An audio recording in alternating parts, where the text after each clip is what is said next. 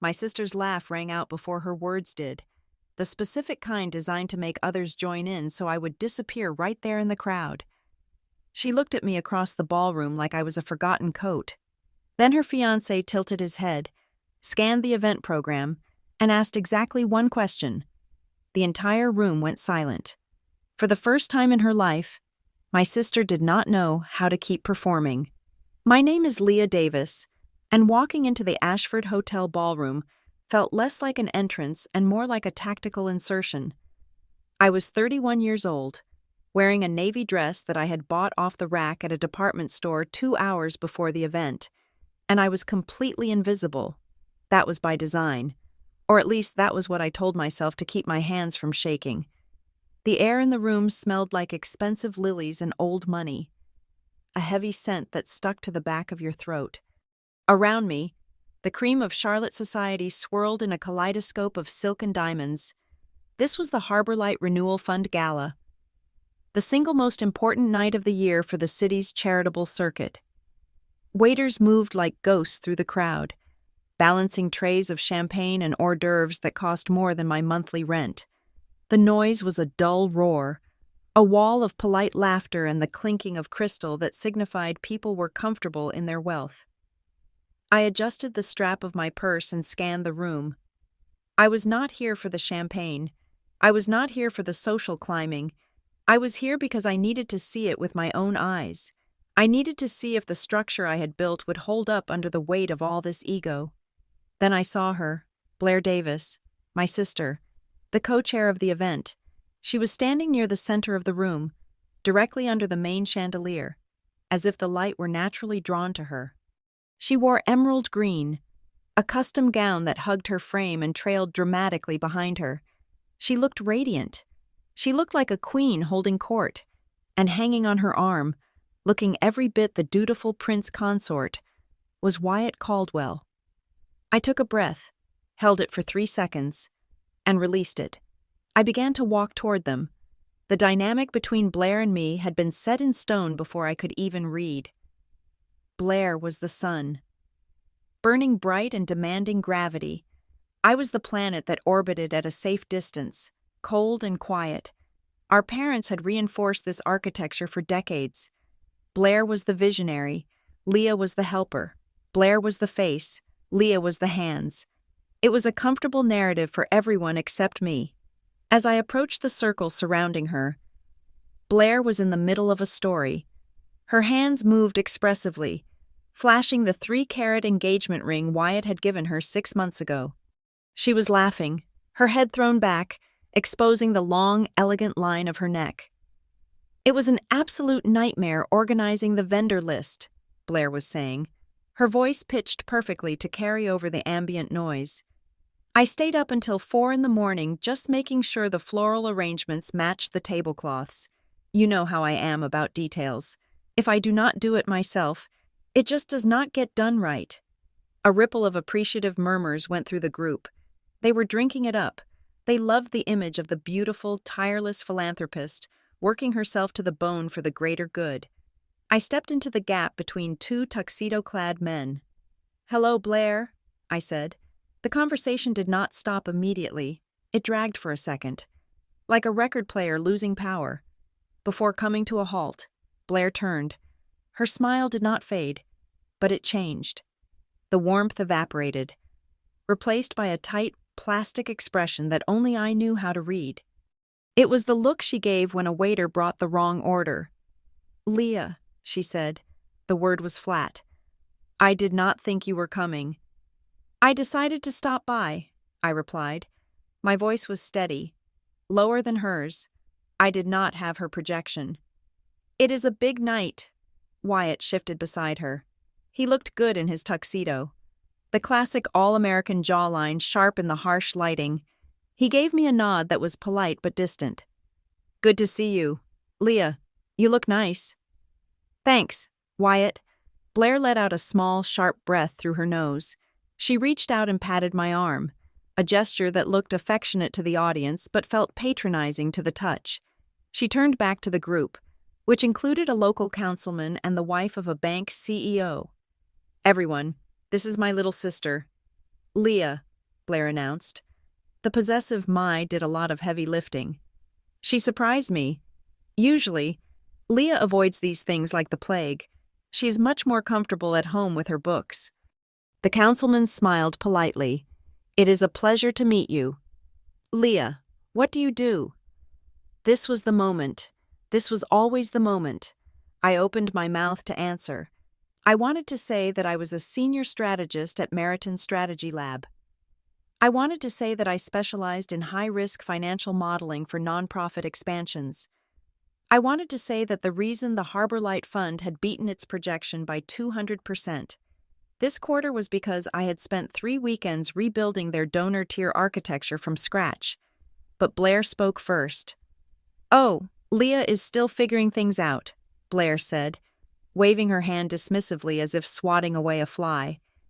She dabbles in a little bit of administrative work here and there. You know how millennials are. Very free-spirited. I felt the heat rise up my neck, but I kept my face blank. Actually, I work in... Leah, honey, be a dear and grab me a water, Blair interrupted, turning her back to me slightly to address the CEO's wife. Anyway, as I was saying about the venue, I did not move. The disrespect was nothing new. I had lived with the label since high school. In our family, quiet meant useless. If you were not broadcasting your achievements on a billboard, they did not exist. I had spent my life believing that if I just worked hard enough, if I just provided enough value, eventually they would see me. I had ghostwritten Blair's college admission essays. I had balanced her personal finances when she overspent on her first apartment. I had planned this entire gala's fundraising strategy on her laptop while she slept off a hangover 3 months ago. I stood my ground. I did not go get the water, Wyatt noticed. He looked from Blair's back to my face. His brow furrowed slightly. He was expecting me to retreat. That was the script. Blair shines. Leah fetches. Blair realized I was still there. She turned back, her eyes narrowing by a fraction of a millimeter. She sensed the resistance, and she did not like it. She needed to reassert dominance, and she needed to do it publicly. Oh, you are still here, she said, letting a laugh bubble up. It was that laugh, the one from the cold open, the one designed to strip the skin off my bones. I am sorry. Everyone, Leah is a little awkward in social settings. Do not worry about introducing her to the senator later. She paused for effect, looking around the circle to ensure she had everyone's attention. Leah is not important, Blair said clearly. She is just the type to stand on the sidelines. She laughed again. The reaction was immediate and visceral. The councilman chuckled, but it was a dry, hollow sound. The CEO's wife adjusted her diamond bracelet, looking down at her shoes. A few people nearby who had been eavesdropping turned away, feigning sudden interest in the architecture. The rhythm of the conversation died. The air in the circle grew thin. It was not that they were offended on my behalf. These were wolves. They understood hierarchy. It was that the cruelty was too naked. It was too raw for a black tie event. Blair had broken the social contract of polite fiction. You were supposed to pretend you loved your family. Even if you hated them, you were not supposed to verbally gut them between the appetizers and the salad course. I felt the eyes on me. They were waiting for me to crumble. They were waiting for the little sister to blush, to stammer, to run away to the bathroom to cry. I did neither. I locked my knees and stood perfectly straight. I looked Blair directly in the eyes. I did not smile. I did not frown. I simply observed her. I looked at her the way a scientist looks at a specimen in a jar. Is that so? I said. 2 words. Neutral tone. Blair blinked. She had expected a defense she could tear down. She had not expected zero friction. Wyatt cleared his throat. The sound was loud in the sudden quiet. He looked at Blair, and for the first time in the 5 years I had known him, the adoration in his eyes was gone. It was replaced by something else. Confusion. Maybe even a little bit of disgust. He looked at me. Really looked at me. Searching for the person Blair had just described. He saw my dress, which was simple but tailored perfectly to my frame. He saw my posture, which was rigid but commanded space. He saw my hands, relaxed at my sides, not fidgeting. He was beginning to realize that the Leah Blair described and the woman standing in front of him were two different people. I turned my head slightly. To my right, a wealthy donor, I recognized him as the owner of a chain of luxury car dealerships, was holding the event program. He was using it to fan himself, but he had it open to the center spread. My eyes caught the page. It was the funding architecture section, the breakdown of how the money would be invested, how the endowment would be structured to ensure perpetual growth. It was the most complex part of the entire project. It was the part Blair had called boring math stuff and thrown at me to handle. I had spent 40 hours on that model. I had built a triple-tiered investment vehicle that guaranteed a 7% return even in a bear market. It was brilliant work. It was the reason the big donors were here tonight. They were not here for the party. They were here because the numbers made sense, and there, at the bottom of the page, in small, italicized font, was the credit line. Financial Strategy and Architecture by L.D. I had insisted on it. Blair had agreed because she did not think anyone read the fine print.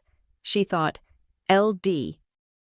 was ambiguous enough to be ignored, or perhaps she assumed people would think it stood for some obscure firm. But the car dealership owner was looking at the page. Then he looked up at Blair. Then he looked at me. L.D. Leah Davis. He squinted. I saw the gears turning in his head. He looked at the confident woman in navy blue, and he looked at the woman in green who had just claimed she did everything herself, but could not explain the difference between a hedge fund and a hedge trimmer. I said nothing. I did not point to the book. I did not correct her. I just stood there, holding the secret like a loaded gun. Blair, oblivious to the shift in atmospheric pressure, tried to restart the engine of her charm. Anyway, she said, her voice a little too loud, a little too shrill. The band is about to start the second set. We should all move closer to the stage. I have a speech prepared. She reached for Wyatt's arm, but he was half a step slower than usual. He was looking at the program in the man's hand. He had seen where my eyes went. Wyatt? Blair asked, a flicker of annoyance crossing her face. Coming, Wyatt said, but he did not move immediately. He looked at me one last time. Leah, are you sitting at the main table? No, I said. I am comfortable on the sidelines, as Blair said.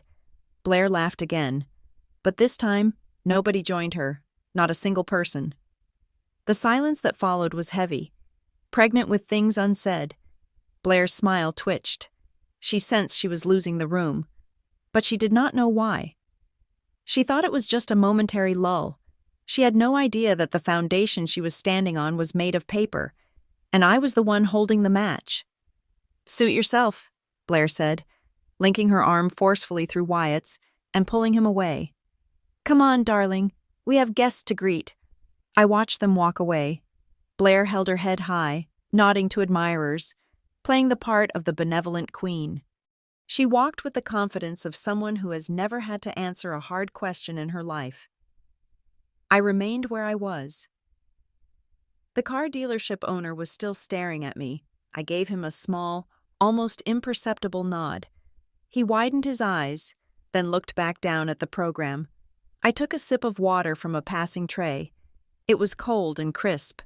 Blair thought the night was about her dress. She thought it was about her speech.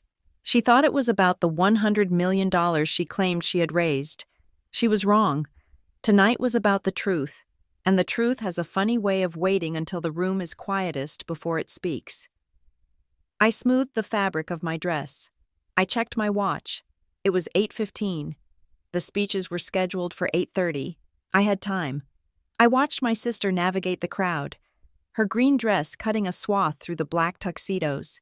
She was heading toward the podium, toward the microphone, toward the moment she had been dreaming of for months. She was walking toward her triumph. I watched her go, and for the first time in my life, I did not feel envy. I did not feel sadness. I felt a strange, cold sense of anticipation, because I knew something she did not. I knew who LD was, and in about 15 minutes, everyone else in this room would know too. Wyatt stopped walking. It was not a casual pause. He planted his feet on the marble floor with enough resistance that Blair, who had been pulling him forward with the momentum of a steam train, actually jerked back slightly. The physical disruption of their perfect couple image was the first crack in the glass. Blair turned, her smile tightening at the corners, ready to issue a whispered command to keep moving, but the words died in her throat when she saw his face. Wyatt was not looking at her.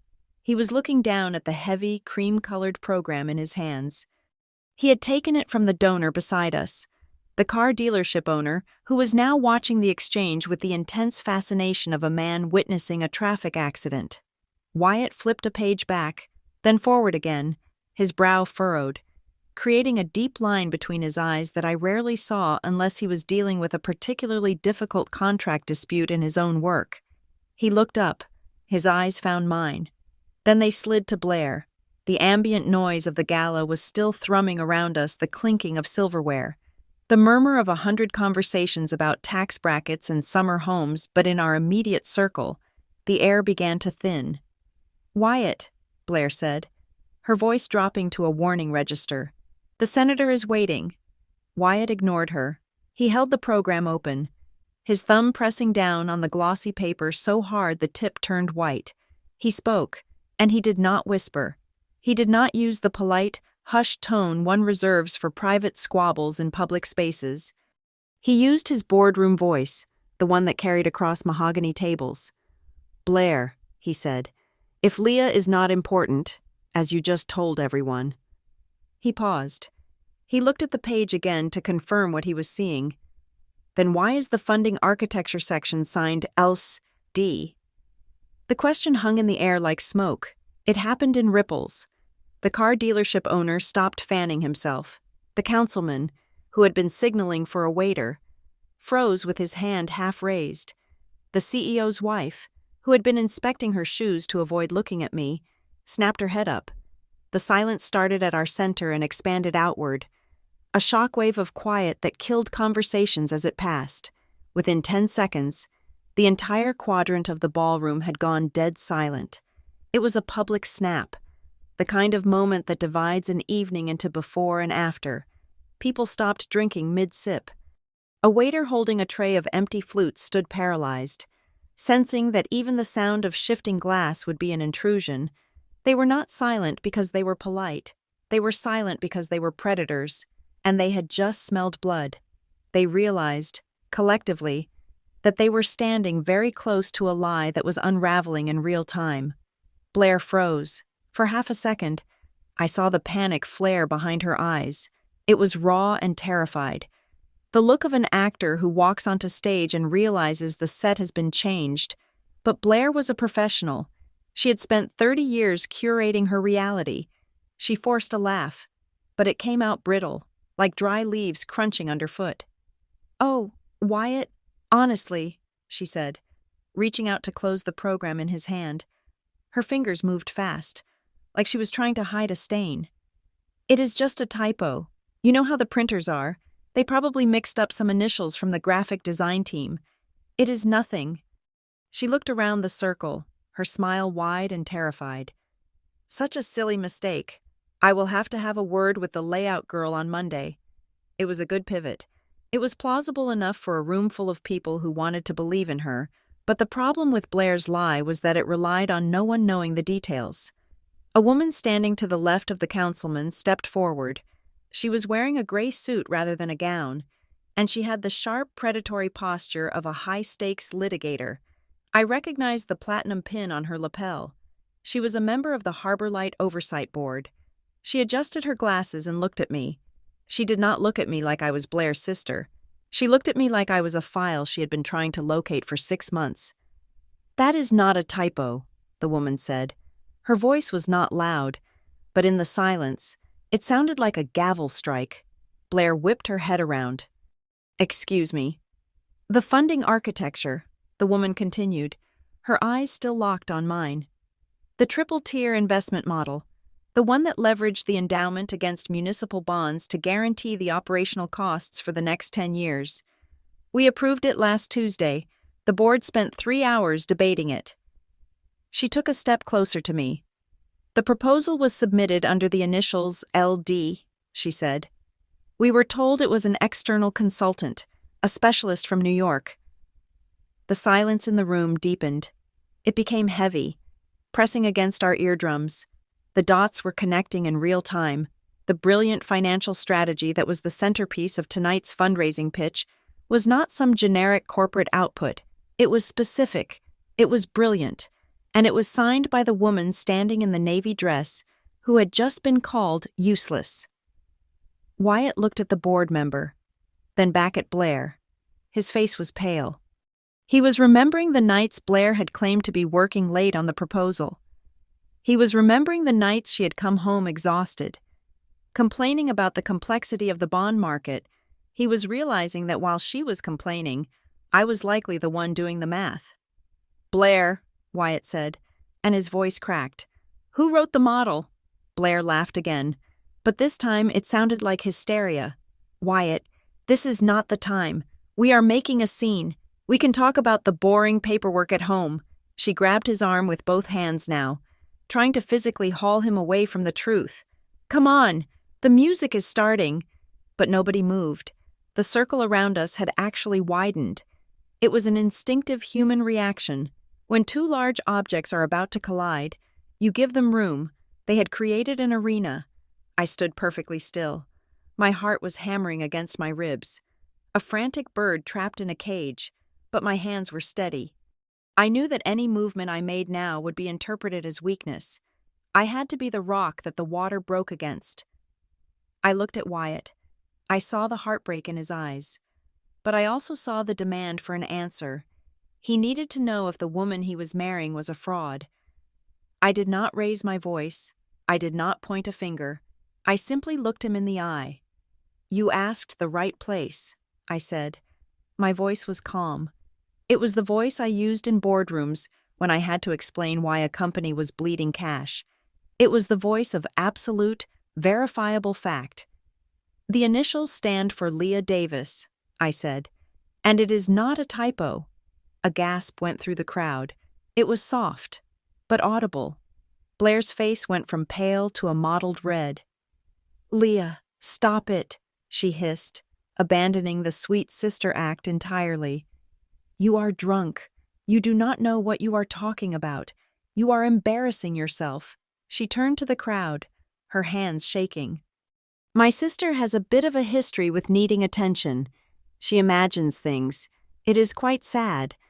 Really, we try to manage it. She was doubling down.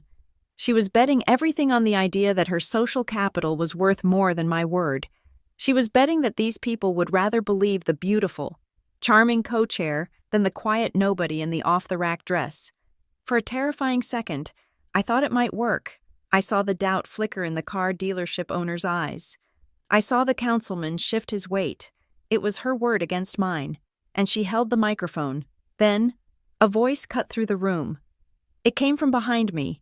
It was a baritone voice, deep and rich. The kind of voice that did not ask for permission to speak. It was the voice of a man who owned the building, the land under the building, and the bank that held the mortgage.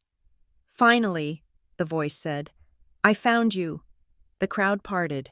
They did not just step aside, they dissolved. Jonah Stratton walked through the gap. He was taller than he looked in the magazines. He was wearing a black tuxedo that probably cost more than my entire education. But he wore it with a casual indifference. He was 42, with silver threading through his dark hair and eyes that were famously sharp. Jonah Stratton was the founder of the Stratton Meridian Group.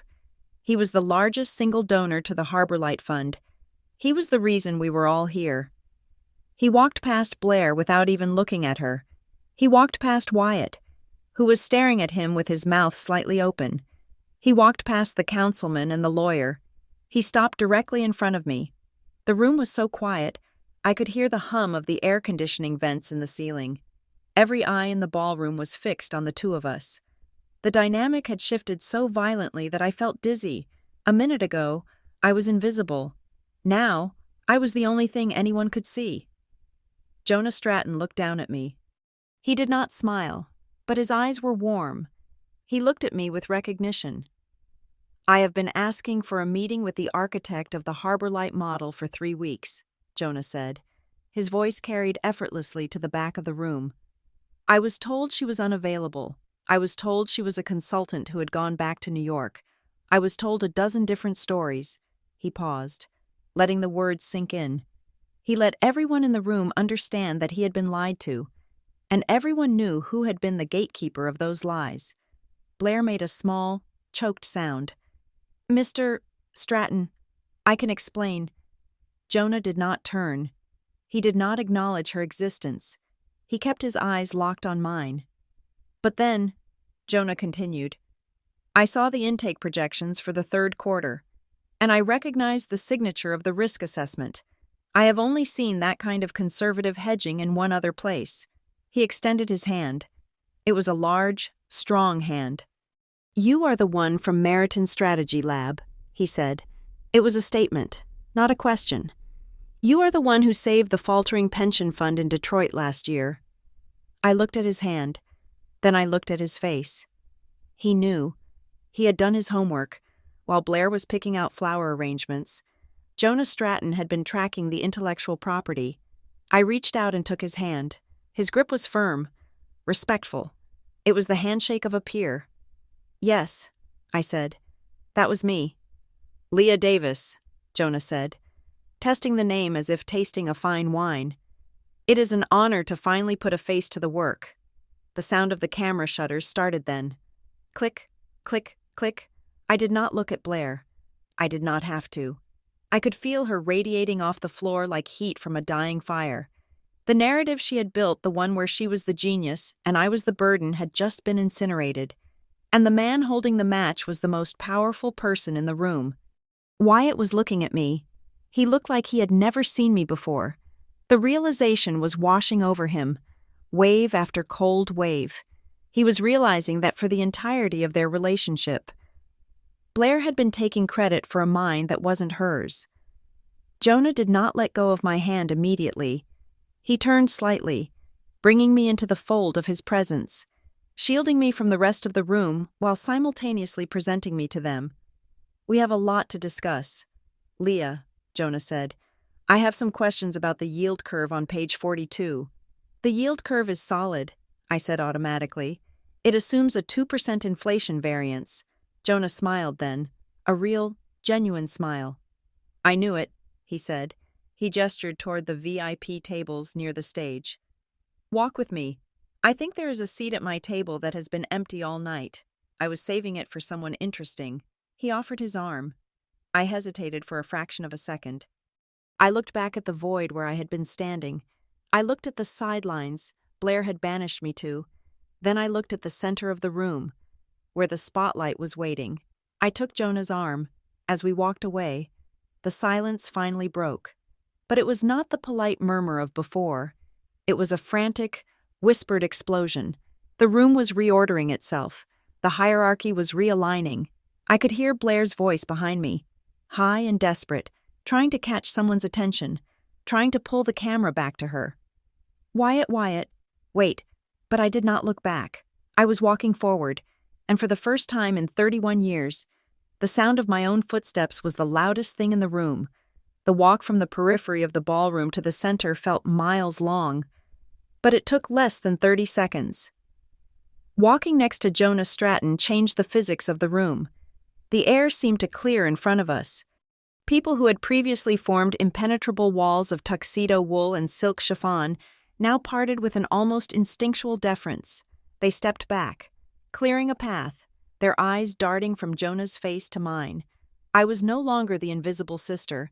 I was the woman on the arm of the money. Jonah did not lead me to a seat immediately. He stopped right in the middle of the VIP section, directly in front of the main stage, where the lighting was brightest. It was a calculated position. From here, we were visible to every single table, every balcony seat, and every member of the service staff. A waiter appeared instantly, holding a silver tray with 2 glasses of champagne. Jonah took one. He did not hand it to me. He held it up, not in a festive toast, but as a signal. He turned to the room. He did not ask for a microphone. He did not need one. He possessed the kind of stillness that demanded attention more effectively than a shout. "If I could have a moment," Jonah said. The room, already quiet from the earlier confrontation, settled into a profound, church-like silence. The clatter of silverware ceased completely. The band stopped playing mid-measure. Jonah placed his free hand on my shoulder. It was not a possessive grip. It was the heavy, reassuring weight of an endorsement. He treated me not like a prize, and certainly not like a charity case, but like a partner, a sovereign equal. "We have spent the last hour celebrating the Harbor Light Renewal Fund," Jonah began, his voice calm and resonant. "We have applauded the committee. We have applauded the decorators. We have applauded the vision." He let his gaze sweep across the room, landing briefly on the councilman who had laughed at me, then on the car dealership owner who was still clutching the program like a holy text. "But we have failed to acknowledge the engine," Jonah said. "A vision without a structure is just a hallucination. And the reason we are all sitting here tonight, knowing that the fund has already exceeded its capital goals by 40% before the first course was served, is because of a specific architectural genius." He turned his head and looked at me. The room followed his eyes. "This is Leah Davis," Jonah announced. He spoke my name clearly, separating the syllables. "Leah is the architect of the funding model," he continued. "She is the one who designed the triple-tier investment vehicle that secured our endowment against market volatility. She is the reason this fund is solvent. She is the reason your donations are actually worth something." The reaction was not immediate applause. It was a collective, sharp intake of breath. I watched the faces in the crowd. It was a fascinating study in human psychology. I saw the realization hit them like a physical blow. These people prided themselves on their connections. They prided themselves on knowing who mattered. And for the last 2 hours, they had treated the most integral person in the room like furniture. The woman with the board member pin, the lawyer, nodded slowly. She lifted her glass in my direction. It was a silent apology and a salute. Others were less graceful. I saw the CEO's wife, the one who had refused to look at me earlier, suddenly develop an intense interest in my face. She whispered something to her husband, her eyes wide. They were recalibrating. They were rewriting their internal dossiers. Leah Davis is not the help. Leah Davis is the asset. I stood tall. I did not smile. I did not wave. I did not soften the moment for them. I let them sit in their discomfort. I let them feel the weight of their own misjudgment. Then I saw Blair. She had followed us, but she had stopped 10 feet away. Outside the circle of light that Jonah and I occupied, she was frozen, for the first time in her life. Blair Davis looked small. Her face was a mask of confusion. Her mouth was slightly open, as if she were trying to remember a line from a script that had been thrown into a fire. Her left eye twitched a tiny, microscopic spasm of the lower lid. I knew that tick. It only happened when she lost control. It happened when she failed a math test in high school. It happened when she crashed her car and tried to blame the weather. It was the physical manifestation of a lie collapsing. She was watching Jonah's hand on my shoulder. She was watching the room look at me with respect. This was her nightmare. This was the one thing she could not charm her way out of. Because math does not care about charisma. The numbers were mine. The work was mine. And now, the credit was mine. Wyatt was standing a few feet behind her. He was not looking at the crowd. He was looking at Blair. I saw the gears turning in his head. He was replaying the last 6 months of his life. He was remembering every time Blair had bragged about her strategy sessions. He was remembering the times she had claimed to be exhausted from crunching the numbers. He looked at Blair's panicked, vacant expression. Then he looked at me. Our eyes met. I saw the shock in his face. It wasn't just surprise. It was a fundamental shifting of his world. He realized that he did not know me. He realized that the narrative Blair had fed him, that I was the struggling, aimless sister who needed their charity, was a fabrication designed to make Blair look superior. But worse than that, he realized he did not know Blair. He looked at the woman he was supposed to marry, and he saw a stranger who stole credit, a stranger who lied about her own sister to make herself feel taller. Jonah was not finished. I also want to make a second announcement, Jonah said, drawing the room's attention back to him. Because of the robust nature of the model Leah designed, Stratton Meridian Group has decided to accelerate our partnership. He paused for effect. We are launching the Phase 2 expansion next quarter, Jonah said. It will be a $50 million initiative to replicate this funding model across 5 other districts. A murmur of excitement rippled through the room. $50 million was a lot of power. I have made it a condition of my donation, Jonah said, his voice hard as iron, that Leah Davis leads the strategic implementation. She will have full autonomy over the project's architecture. He looked at me. I am not trusting my money to anyone else. This was the checkmate. It was one thing to say I wrote the plan.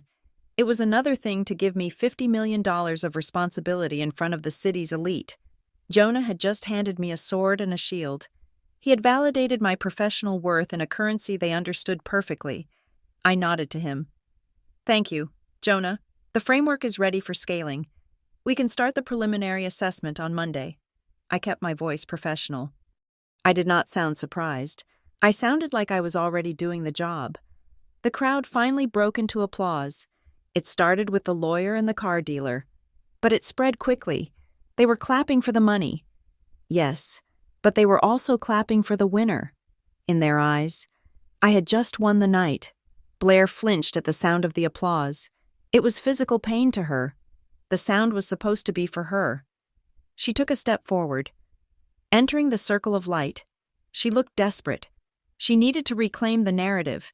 She needed to remind everyone that she was the co-chair, that she was the star, that I was just the supporting cast. She forced a smile onto her face. It was a terrifying, stretched thing. "Oh, Jonah," she exclaimed, her voice high and trilling, cutting through the applause. "You are so dramatic. I told Leah she did a good job on the spreadsheets. But let us not bore everyone with the math, right?"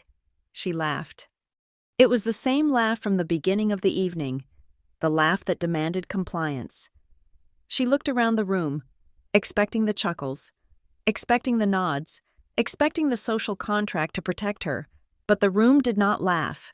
The silence that met her was absolute. It was colder than the silence before. This was not the silence of shock. This was the silence of embarrassment. People looked away from her. They looked at their drinks. They adjusted their ties. They were embarrassed for her. Her attempt to minimize me had failed, because the context had changed. I was no longer her little sister. I was the $50 million strategist, and by trying to dismiss me as boring, she just looked petty. She looked like exactly what she was, a person with no substance trying to dim a light that was too bright for her. Wyatt stepped back. Just one step. But in the quiet room, the sound of his shoe scraping against the marble was distinct.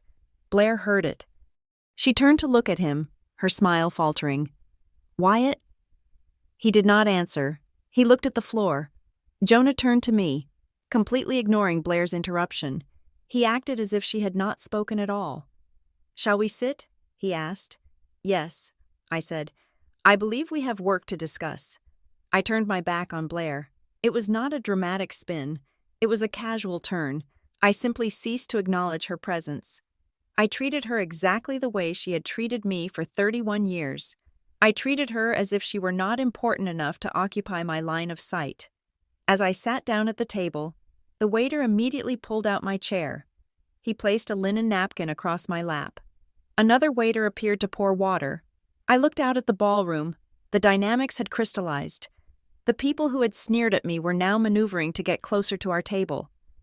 I saw the councilman whispering to his aide, probably asking for my business card. I took a sip of champagne. It tasted cold and sharp. Blair was still standing where we had left her.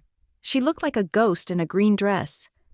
She was standing in the center of the room, yet she was completely alone. The crowd had flowed around her, reforming their circles. But the circles were turned toward me now. I saw her look at Wyatt again. He was walking toward the bar, moving away from her. He needed a drink. He needed to think. Blair looked at me. Her eyes were wet. She was furious. She was humiliated. And she was scared. She mouthed something to me. I could not hear the words. but I could read her lips perfectly. How could you? I looked at her calmly. I raised my glass slightly, mirroring the toast she had made earlier in the night. I did not do anything. I thought, I just stopped hiding. Jonah leaned in. You handled that with remarkable restraint, he said quietly. The night is young, I replied. And the expansion project has a lot of compliance paperwork.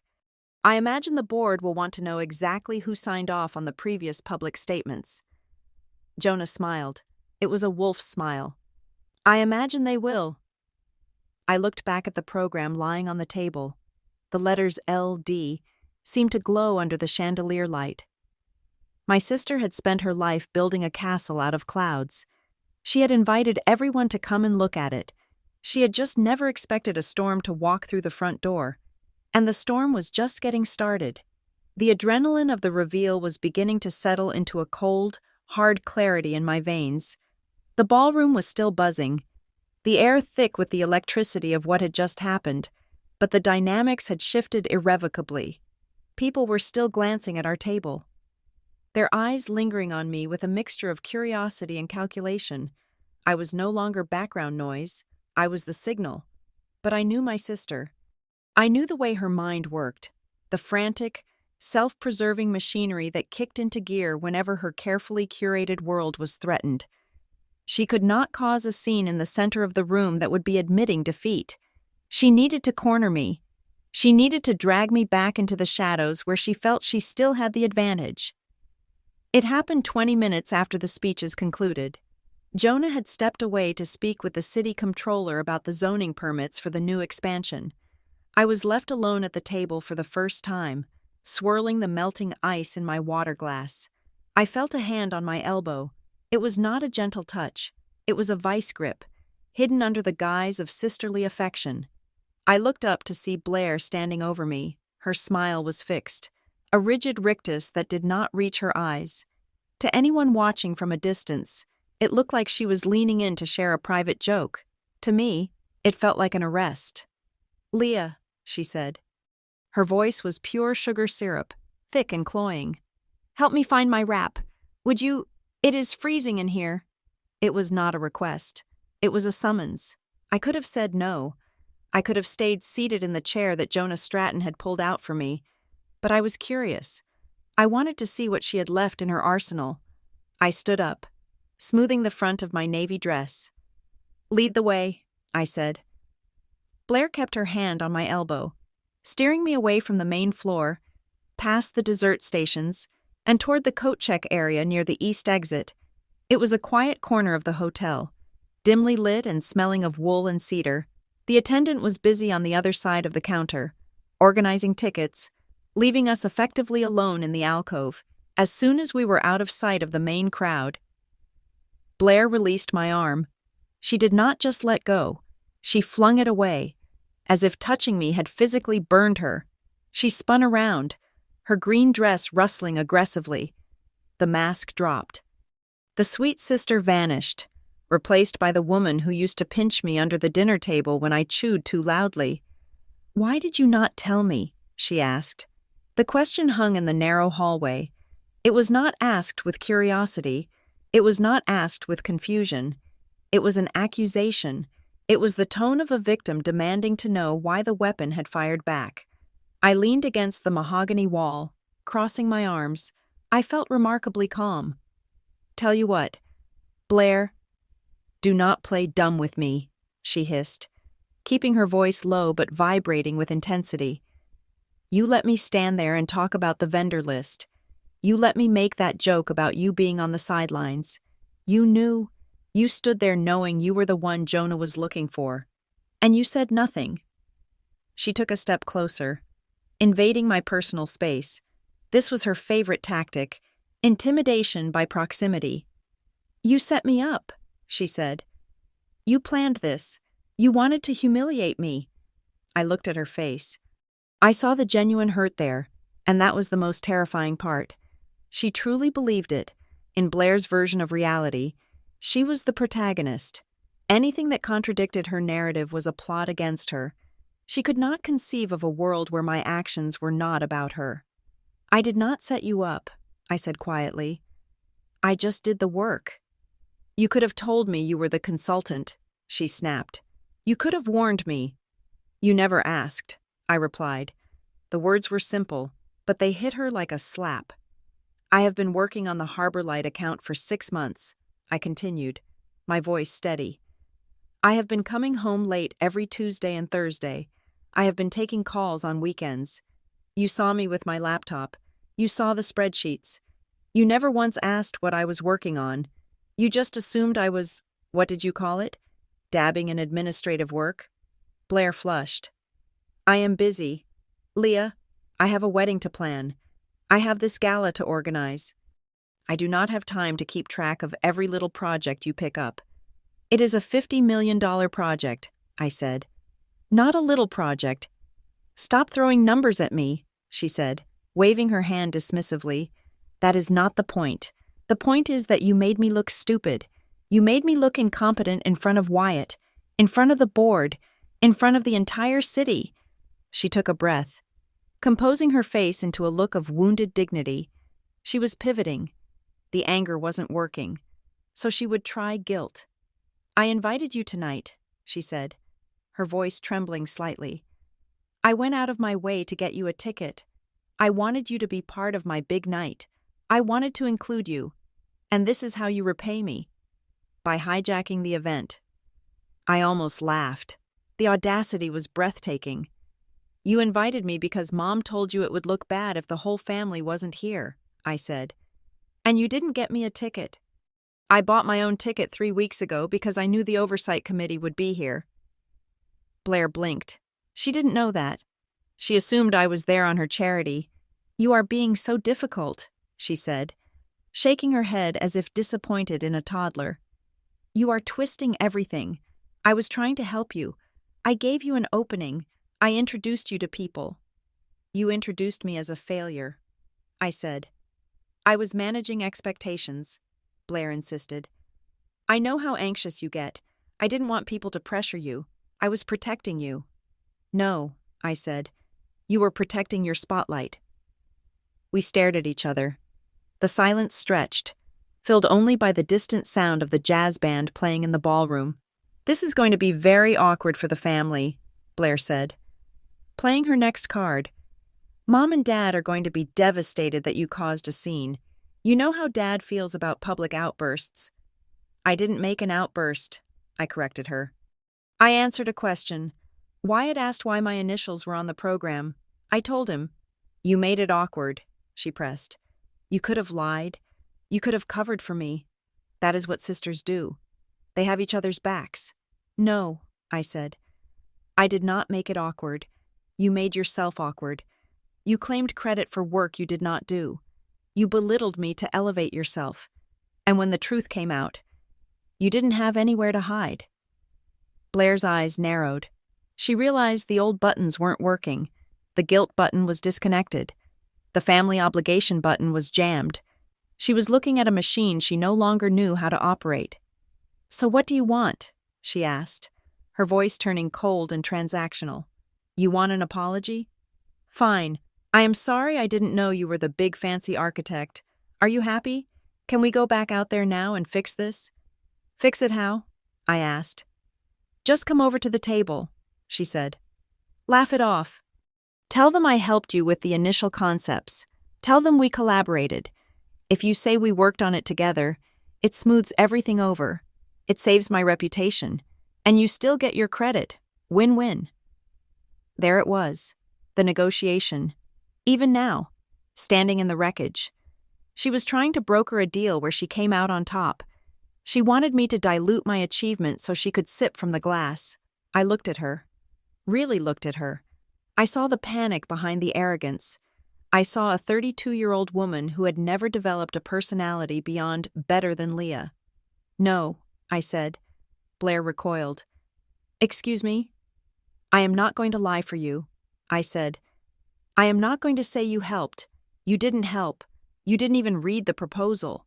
Leah, be reasonable, she pleaded, reaching for my arm again. I am being reasonable, I said, stepping back out of her reach. I am being accurate. Before she could respond, A shadow fell across the hallway floor. Leah. It was Jonah. He walked into the alcove, moving with that easy, predatory grace. He held 2 fresh glasses of champagne.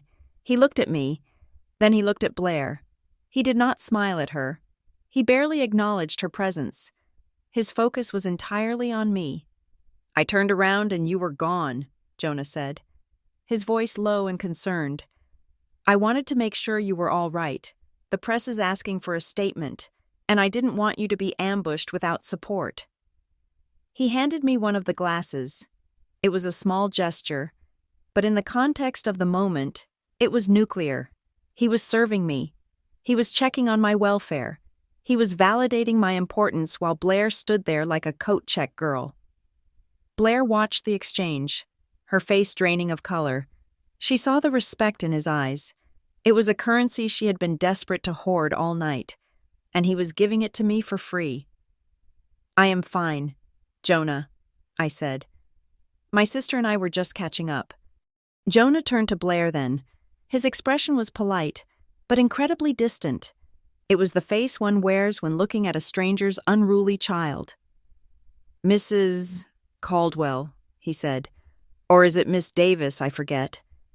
"Davis," Blair whispered. "Right," Jonah said. He turned back to me immediately, dismissing her. "The reporter from the Business Journal is very interested in the risk mitigation strategy. I told him you would give him 5 minutes, if you were up to it. If not, I can send him away." "I can speak to him," I said. "Excellent," Jonah said. "Shall we—" He offered his arm again. I looked at Blair. She was standing against the wall of coats, clutching her purse. She looked diminished. The vibrant green of her dress seemed to have dulled in the dim light. She was waiting for me to say something to Jonah. She was waiting for me to bridge the gap, to include her, to say, "Oh, Blair should come too." She was waiting for me to ask her permission to leave. For 31 years, I had asked for permission to speak, permission to wear her hand-me-downs, permission to exist in the same room without annoying her. I didn't say a word. I didn't say goodbye. I didn't apologize. I didn't make a snarky comment. I simply turned my back on her. I took Jonah's arm, and we began to walk back toward the light and the noise of the gala. As we emerged from the hallway, I glanced across the room. Standing near the bar, holding a tumbler of scotch, was Wyatt. He wasn't looking at his phone. He wasn't talking to the bartender. He was watching the hallway entrance. He had seen Blair pull me in.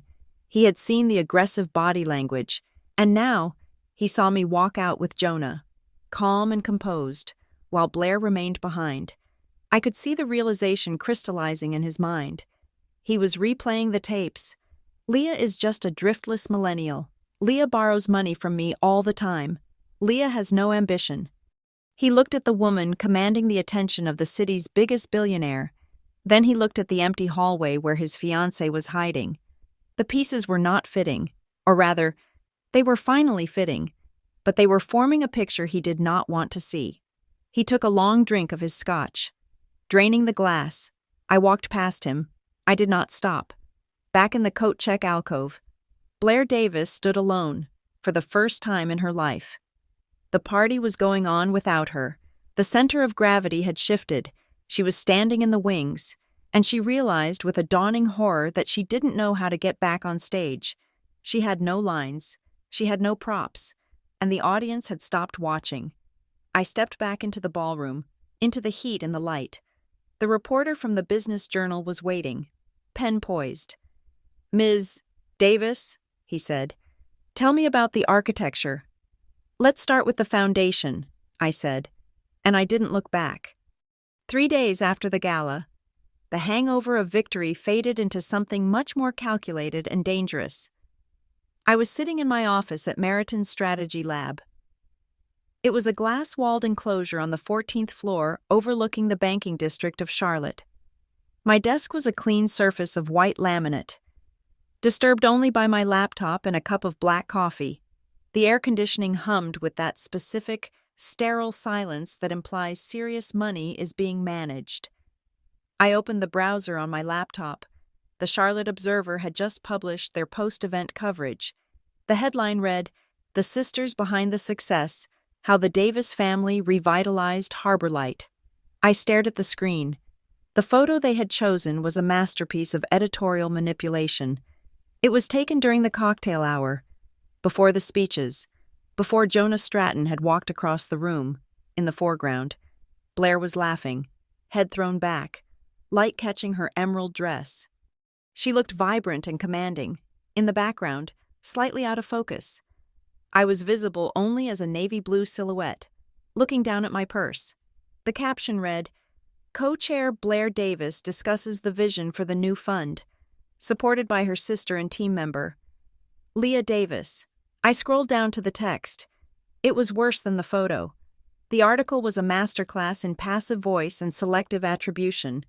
It mentioned the innovative financial architecture, but framed it as a collaborative vision spearheaded by the committee. It quoted Blair extensively. "We wanted to create a system that breathes." Blair Davis told the Observer, "I have always believed that funding needs to have granular fiscal elasticity to survive in this market." I stopped scrolling. My hand froze on the mouse. Granular fiscal elasticity. That was not a real economic term. It was a phrase I had coined in a draft working paper 3 weeks ago to describe a specific, proprietary liquidity mechanism I was building for the Phase 2 expansion. It was a placeholder term, something I had written in a private Google Doc that I had never shared with the committee. I had never shared it with Jonah. I had never shared it with anyone. The only way Blair could have used that specific sequence of words was if she had read my private drafts. My stomach turned over. This was not just a PR spin. This was data theft. My phone vibrated on the desk. It was a text message from a number I did not have saved. But the area code was local. Saw the article. "So amazing that you are helping Blair with her project. She is such a powerhouse. You guys make a great team." I deleted the message without replying. Another vibration.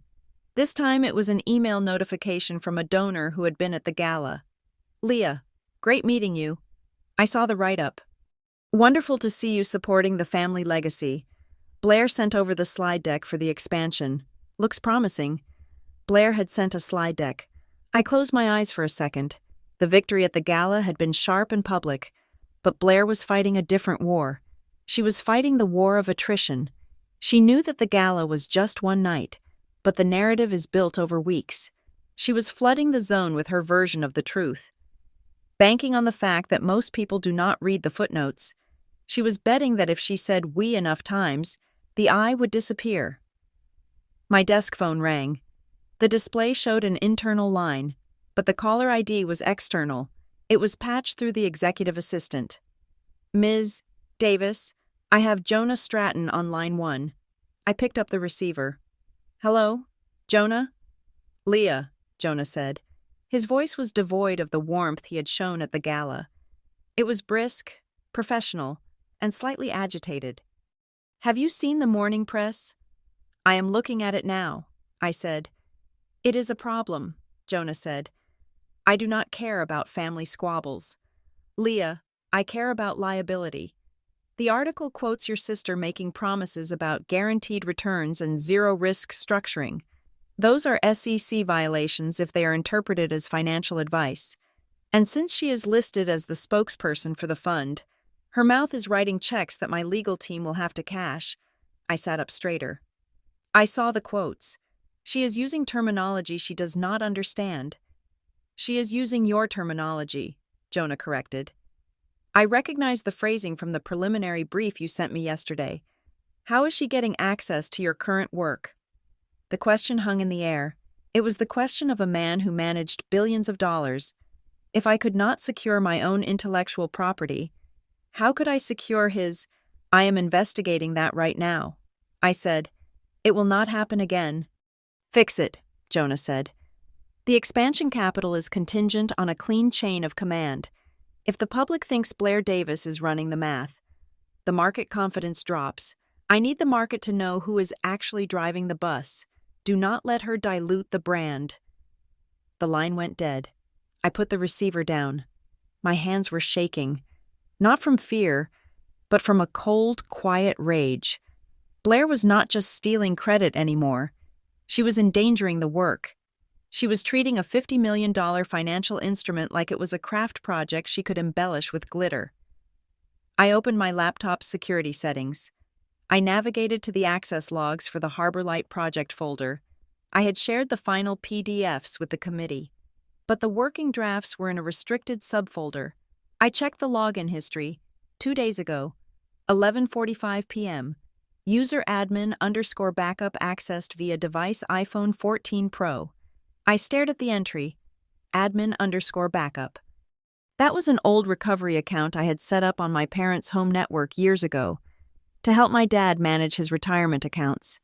The password was the same one we used for the family Netflix account. Blair. She had guessed the login, or she had remembered it. She had logged in, scrolled through my drafts, memorized the buzzwords she thought sounded smart, and then regurgitated them to a reporter to sound competent. She was cannibalizing me. She was eating my work to feed her ego. My personal cell phone buzzed again. I glanced at it. Wyatt, the name flashed on the screen, accompanied by the preview of a text message. Leah, I saw the article. I know it is not accurate. I just wanted to say I am sorry for laughing that night. I did not know you were doing the actual work. I feel like an idiot. Can we talk? I looked at the phone. A week ago, a text from Wyatt would have made my heart jump. I would have agonized over how to reply. I would have wanted to explain myself, to make him see me. Now, I felt nothing. He was sorry because I was useful. He was sorry because I was successful. He was not sorry when he thought I was a failure.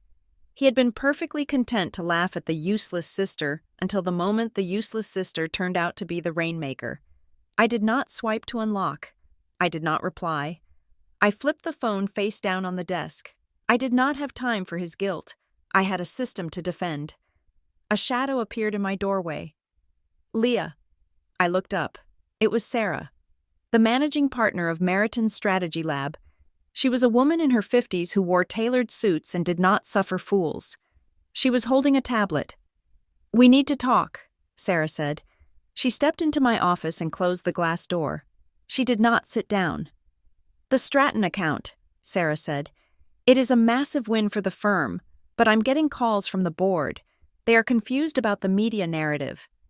They are asking why a Meriton strategist is being billed as an assistant to a socialite event planner.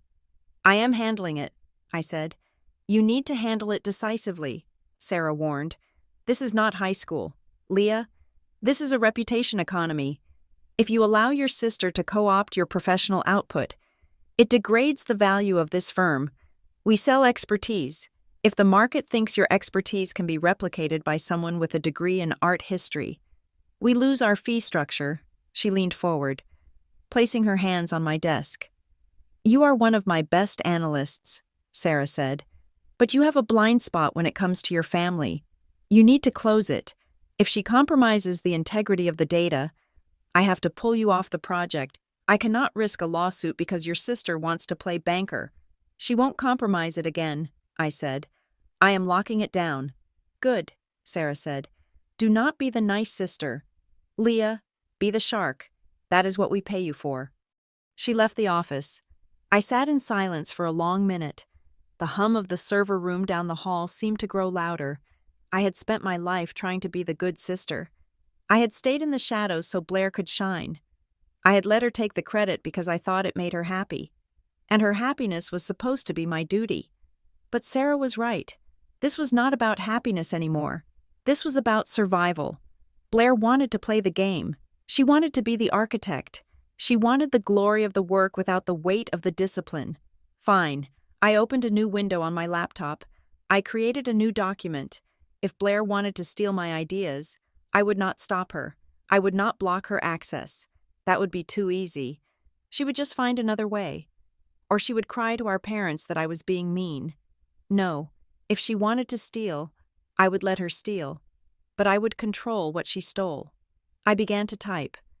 I created a new folder titled Phase 2 Expansion, Executive Summary, Draft 5-4.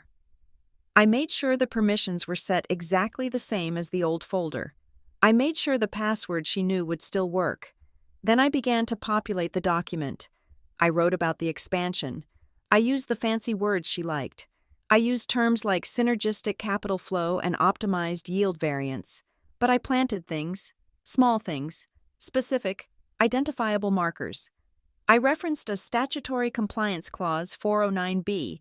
There is no 409B clause in the current tax code. It was a fabrication. I included a projection that relied on a municipal bond yield of 12%. Municipal bonds yield 3 or 4%. Claiming 12% was not just optimistic, it was fraud. It was the kind of number that would make a qualified investor call the authorities. But it was the kind of number that would make a greedy amateur like Blair drool. I was not just writing a document. I was building a trapdoor. I set up a tracking log. I configured the system to record the IP address of every view, every download, and every copy-paste action. I wanted a digital paper trail that would stand up in a court of law. I wanted to be able to prove not just that she saw it, but that she took it, claimed it, and used it. I worked through lunch. I worked through the afternoon. At 4:30 p.m., my tracking software pinged. User admin _backup logged in. My heart hammered against my ribs. She was hungry. She was looking for more material. The article had given her a taste of validation, and now she needed more content to keep the charade going. She needed something to say at the next board meeting. I watched the cursor move on my screen in real time. The ghost user opened the folder. They hovered over the file Phase 2 expansion. They opened it. I sat back in my chair, watching the icon on my screen that indicated someone else was viewing the document. "Go ahead, Blair," I whispered to the empty office. "Take it. It is all yours." She spent 10 minutes reading. Then, the download notification flashed. File downloaded. She had taken the bait. She had taken the poison pill. I closed the laptop. I felt a strange sense of calm. It was the calm of a demolition expert who has set the charges and is now just waiting for the countdown. I picked up my phone. I saw the text from Wyatt again. "Can we talk?" I swiped left. Delete. I did not need to talk. I did not need to explain. I stood up and put on my coat. I walked out of the Meriton offices, past the reception desk, past the security guards. I walked out into the cool evening air of Charlotte. The city lights were coming on, painting the sky in shades of violet and gold. Somewhere in this city, Blair was sitting in her apartment, reading my file, memorizing the fake numbers, practicing the pronunciation of the made-up clauses. She was probably feeling smart. She was probably feeling powerful. She had no idea that she had just signed her own confession. My phone rang again. It was my mother. "Leah," she said when I answered, "Blair tells me you are being difficult about the press coverage. She says you are refusing to share the data for the new interviews. Why can't you just let her handle the publicity? You know you are not good with people." I listened to my mother's voice. It was the same voice that had told me to be quiet at dinner parties. The same voice that had told me to let Blair blow out my birthday candles because she cried if she didn't get to do it. "I am not refusing anything. Mom," I said, "Blair has everything she needs." "Well, that is good," my mother said. "We are all so proud of her. This project is really putting her on the map." "Yes," I said, "it certainly is." "Come for dinner on Sunday," my mother said. "Blair wants to clear the air." "I will be there," I said. I hung up. I would be there. And I would bring the receipts. I walked toward the parking garage. The wind was picking up, swirling the fallen leaves around my ankles. I buttoned my coat. The nice Leah was dead. She had died in the ballroom of the Ashford Hotel. The woman who was walking to her car was someone else entirely. She was LD. She was the architect, and she was done building castles for other people to live in. I checked my watch. 5:15 p.m. The trap was set. Now, I just had to wait for the mouse to get confident enough to snap the bar. The trap was not a hole in the ground. It was a piece of paper lying on a mahogany conference table. 72 hours after the gala. I sat in Jonas Stratton's private boardroom on the top floor of the Meridian Tower. The view from here made the rest of Charlotte look like a model train set. We were preparing for a compliance alignment meeting. That was the term I had used when I pitched it to Jonah. I told him we needed to standardize the messaging for the top-tier donors before the Phase 2 expansion went public. I told him that with $50 million on the line, we could not afford any ambiguity regarding the intellectual property or the financial structuring. Jonah had agreed immediately. He understood risk. Blair had agreed even faster. To her, standardizing the messaging meant an opportunity to stand at the head of a table and talk while important men listened. It was theater, and she was the lead actress. She arrived 10 minutes early. She was wearing a cream-colored power suit that looked tailored to the millimeter. Her hair was pulled back in a severe professional bun. She carried a leather portfolio that I knew contained nothing but blank paper and a pen she had borrowed from Wyatt. "Leah," she said, breezing past me to take the seat at the right hand of the head of the table. "I am glad we are doing this. I have some ideas about the branding for the expansion that I want to run by the group." "We are not here for branding, Blair," I said. My voice was neutral, devoid of friction. "We are here for compliance. Before the donors arrive, we need to sign off on the official Q&A registry. It establishes the legal baseline for what we can and cannot promise regarding the returns." I slid a document across the polished wood. It was 5 pages long. The first 4 pages were standard corporate boilerplate talking points, mission statements, innocuous details. The 5th page was an annex.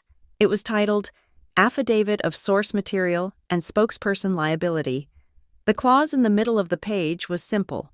It stated that the undersigned individual confirmed they had personally reviewed the financial data, verified its accuracy, and held the primary knowledge of the source material referenced in their statements.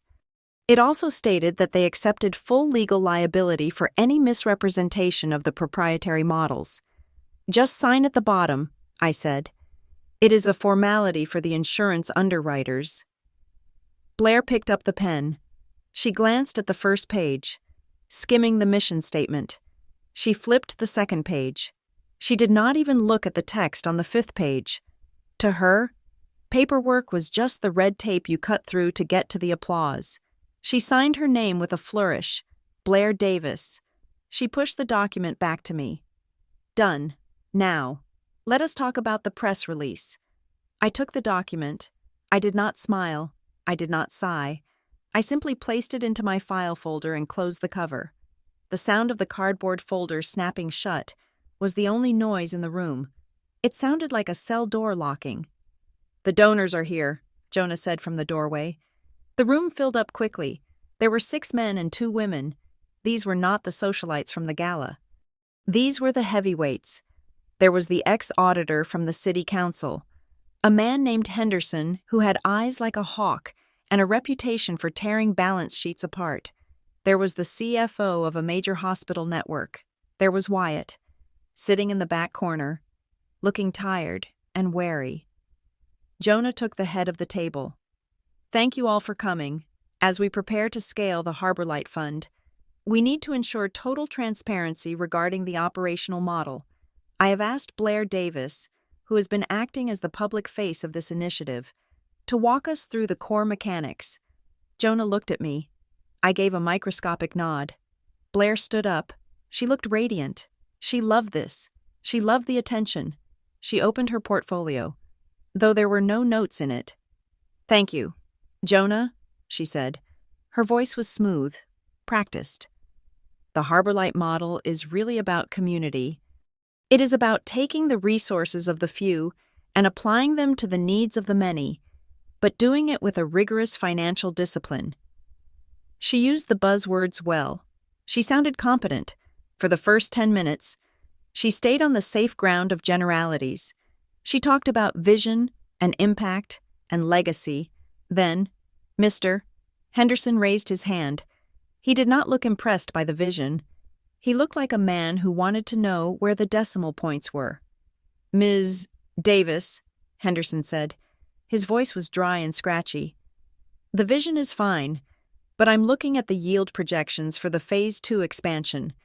You are promising a significant increase in liquidity compared to the pilot program. Specifically, I want to know how you are achieving that without exposing the principal to high-risk derivatives. The room went quiet. This was a technical question. It required a technical answer. I watched Blair.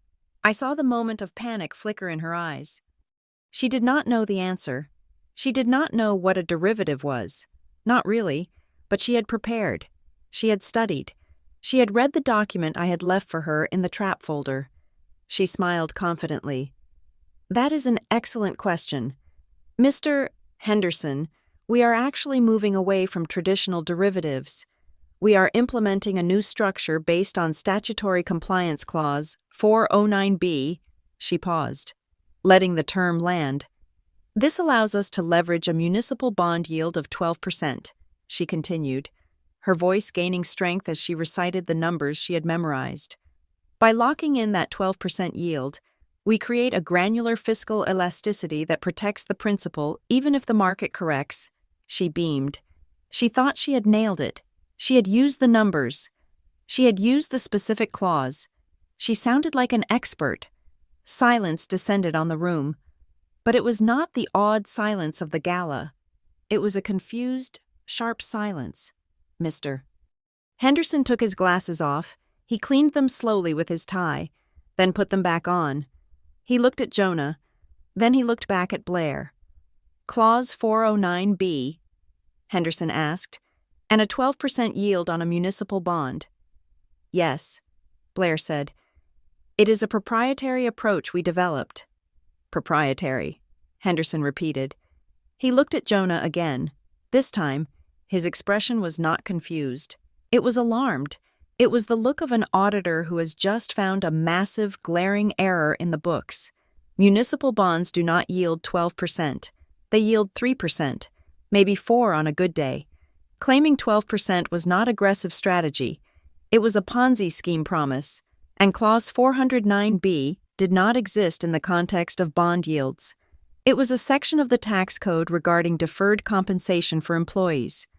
Blair had just stood in front of the most sophisticated financial minds in the city and claimed that we were funding a charity using a non-existent tax loophole to generate impossible profits. Jonah did not move. His face was a mask of stone. He knew. I had briefed him on the real numbers. He knew that Blair was quoting the poison pill document. Wyatt shifted in his seat. He was not a finance expert, but he was a lawyer. He knew what statutory compliance sounded like, and he knew when someone was reciting words they did not understand. He was looking at Blair with a dawning horror. He was realizing that she was not just exaggerating her role, she was completely fabricating it. I decided it was time to close the loop. I did not jump up and accuse her. I did not scream that she was lying.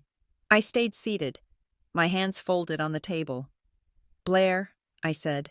My voice was soft, helpful. She turned to me, annoyed that I was interrupting her moment of triumph. Yes, Leah. That definition regarding the 12% yield, I said, and the reference to Clause 409B, that is very specific language. It is the official model, Blair said dismissively. As I just explained. I just want to be precise for the minutes, I said. I picked up a pen, poised to write. Which version of the executive summary are you quoting from? We have had several drafts. Blair hesitated. She knew she had to sound authoritative. She remembered the file name she had downloaded. She remembered the version number on the header of the document she had stolen. It is from the final draft, she said confidently. Version 4. I wrote it down. Version 4. Thank you, I said. I just wanted to make sure we were on the same page. I looked up at Mr. Henderson. He was staring at me. He saw the calm look on my face. He saw that I was not panicking about the 12% figure, and in that moment, he understood. He understood that the 12% figure was not a mistake in the model. It was a canary in the coal mine. He realized that the woman standing at the head of the table was reciting data that was demonstrably false, and the woman sitting next to her was quietly documenting the error. Wyatt stood up. I think we need to take a break, he said abruptly. His face was pale. Blair, maybe you should sit down. I am fine. Wyatt, Blair snapped. I am answering the questions. You are answering them incorrectly, Henderson said. His voice was cold now. Ms. Davis, there is no municipal bond in the country paying 12%. If you are basing the fund's solvency on that number, this entire project is insolvent. Blair blinked. But the model says... She looked at me. Panic flared in her chest. She had memorized the file. How could the file be wrong? I was the genius. I was the one who did the math. If she stole my math, it should have been perfect. She did not understand that I had given her a map that led directly off a cliff. The model assumes a high-growth scenario, she stammered, trying to pivot. It is theoretical. You just signed an affidavit stating that you verified the data, I said. I tapped the closed folder on the table. You signed a statement confirming that these figures are accurate and that you are the primary source of this knowledge, I said. So, is the 12% figure yours, Blair? Did you calculate that... Blair froze. The trap snapped shut. If she said yes, she was admitting to gross financial incompetence and potential fraud. If she said no, she was admitting that she had lied about being the architect and had signed a legal document under false pretenses. She was pinned. She started. She looked at Wyatt. He looked away. She looked at Jonah. He was studying his cuticles. I think there might be a version control issue, Blair whispered. Her voice was trembling. I might have looked at an old draft. You said version 4, I reminded her. Version 4 was never released to the committee. It was a restricted internal file. I looked at her with polite curiosity. How did you get access to a restricted internal file, Blair? The room was silent. The air conditioner hummed. The projector fan whirred. Blair Davis stood at the head of the mahogany table, stripped of her armor. She was not the philanthropist. She was not the visionary. She was a woman who had broken into a digital house and stolen a painting, only to realize too late that it was a forgery I had painted specifically for her to steal.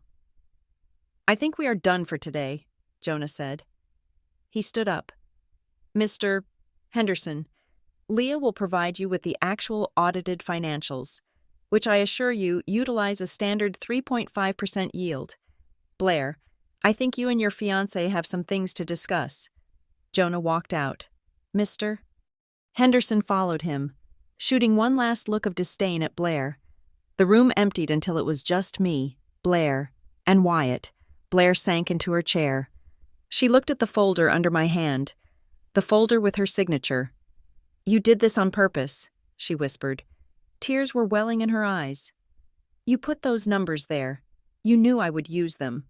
I wrote a draft, I said calmly. I wrote a lot of drafts. I discarded that one because the math was wrong. I never sent it to anyone. If you used it, that means you took it from my private drive.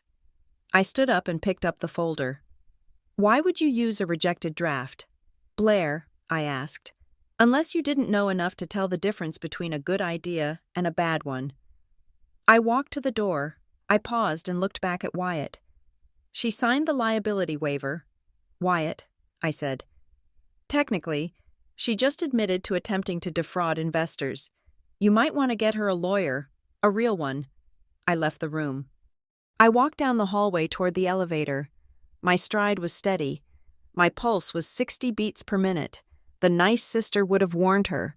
The nice sister would have corrected the typo before the meeting, but the nice sister did not exist anymore. There was only LD, and LD kept excellent records.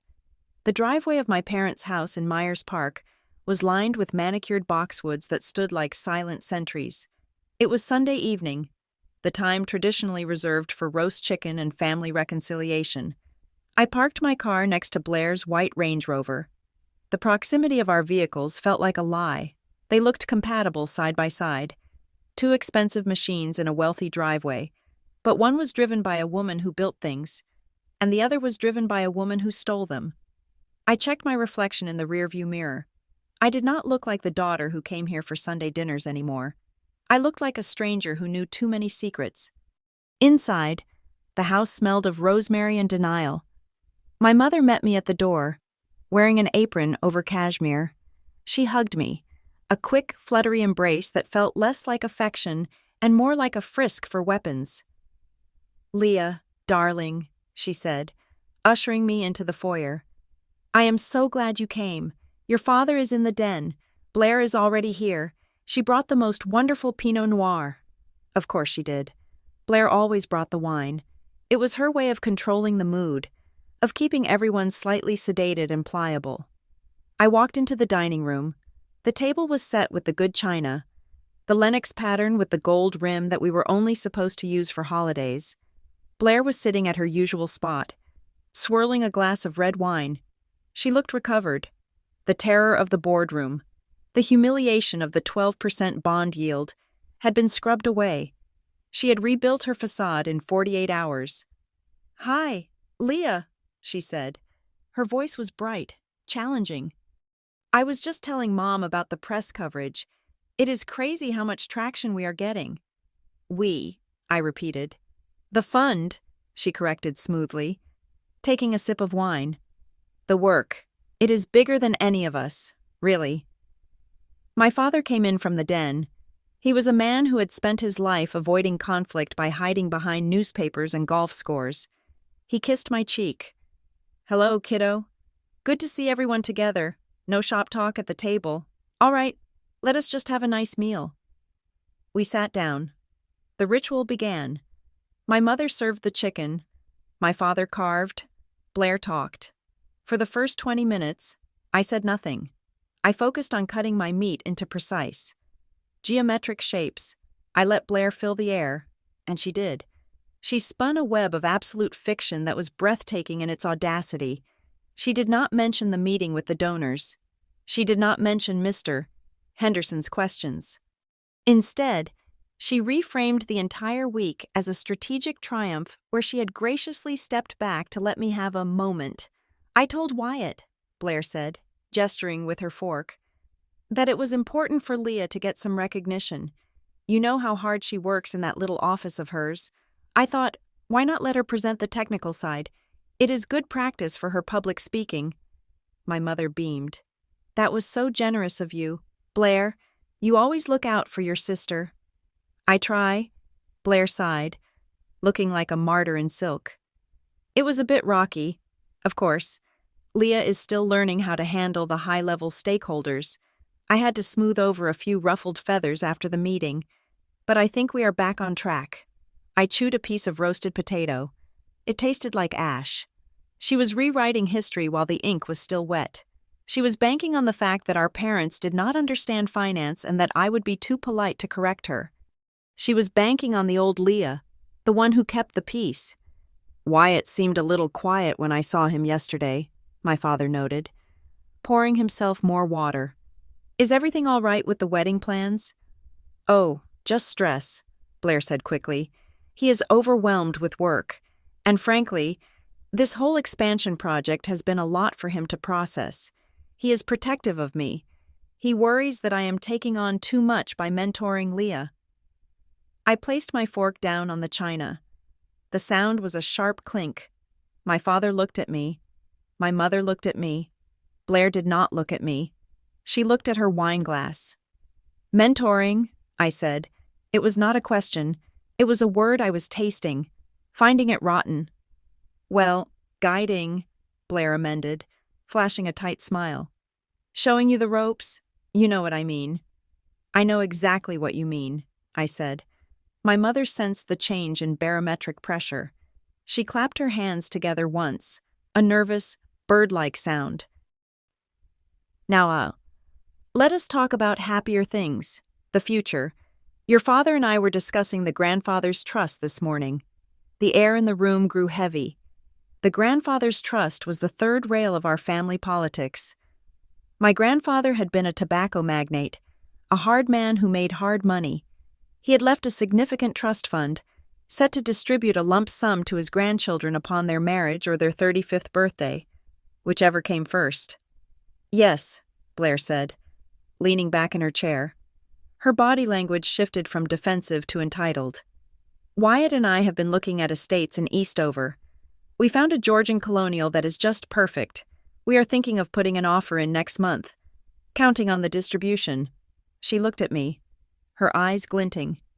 It is a shame you are not seeing anyone. Leah, she said, you will have to wait another 4 years for your share. But do not worry, you can come visit us at the new house. It has a pool house. You could stay there. My mother nodded. It will be such a help for Blair and Wyatt to get that start. Your grandfather wanted the money to support family foundations. Exactly, Blair said. He wanted it to go to the people who are carrying on the family name, the leaders. She was claiming it. She was claiming the inheritance just like she claimed the gala, just like she claimed the applause. She believed that because she was the loud one, the bright one, the married one, the money was naturally hers. I picked up my napkin and wiped my mouth. Did either of you read the letter? I asked. The table went silent. What letter? My mother asked, confused. Grandfather's letter of wishes, I said. The holographic codicil he attached to the trust deed 3 weeks before he died. Blair laughed. But it was nervous. Leah, you are always talking about paperwork. The trust is standard. It splits 50-50. It was standard, I said. Until he changed it. I looked at my father. He was watching me with a sudden intensity. He knew his father. He knew the old man was capricious and valued competence above all else. Grandfather did not care about marriage, I said quietly. He hated Wyatt. He told me once that Wyatt had a weak chin and a weaker handshake. Blair flushed red. That is a lie. He cared about stewardship, I continued, ignoring her. The letter of wishes stipulates that the trustee has the discretion to withhold distribution if a beneficiary demonstrates, and I quote, a lack of fiscal discipline or moral integrity. I looked at Blair. Fiscal discipline, I repeated, like claiming a 12% yield on a municipal bond.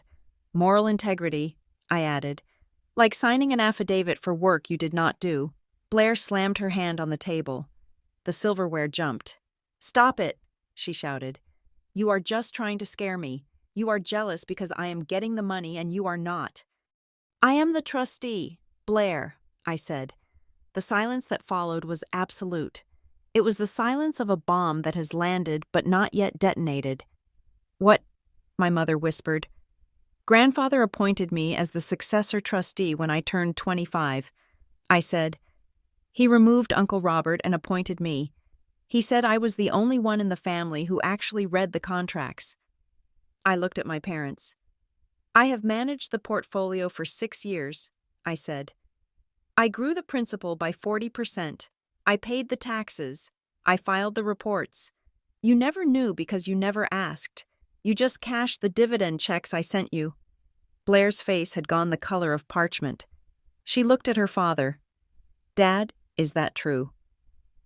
My father looked at me. He looked at the daughter he had ignored for decades. He looked at the calm, steady way I held myself. He realized that while Blair had been planning parties, I had been running the family empire from my laptop in the guest bedroom. I knew Robert stepped down, my father said slowly. I thought the bank took it over. I am the bank, I said. I turned to Blair.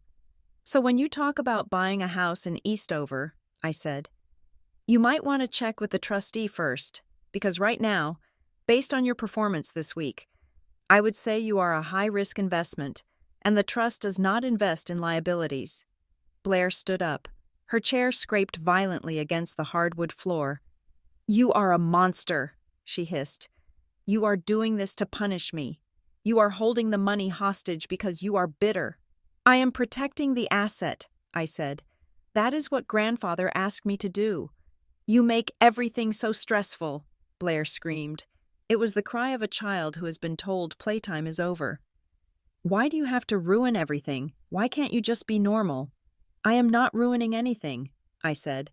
I just stopped pretending I don't know how the world works. I stood up. I was done with the chicken. I was done with the wine. You can have the money, Blair, I said. If you earn it, if you show me a business plan for that house that makes sense, if you show me you can manage your own debts without asking Dad for a bailout, but the free ride, the part where you smile and the world hands you a check, that is over. I walked toward the door. Leah, my father said. I stopped and turned. He was not looking at Blair. He was looking at me. There was no anger in his eyes. There was something else, respect, and a little bit of fear.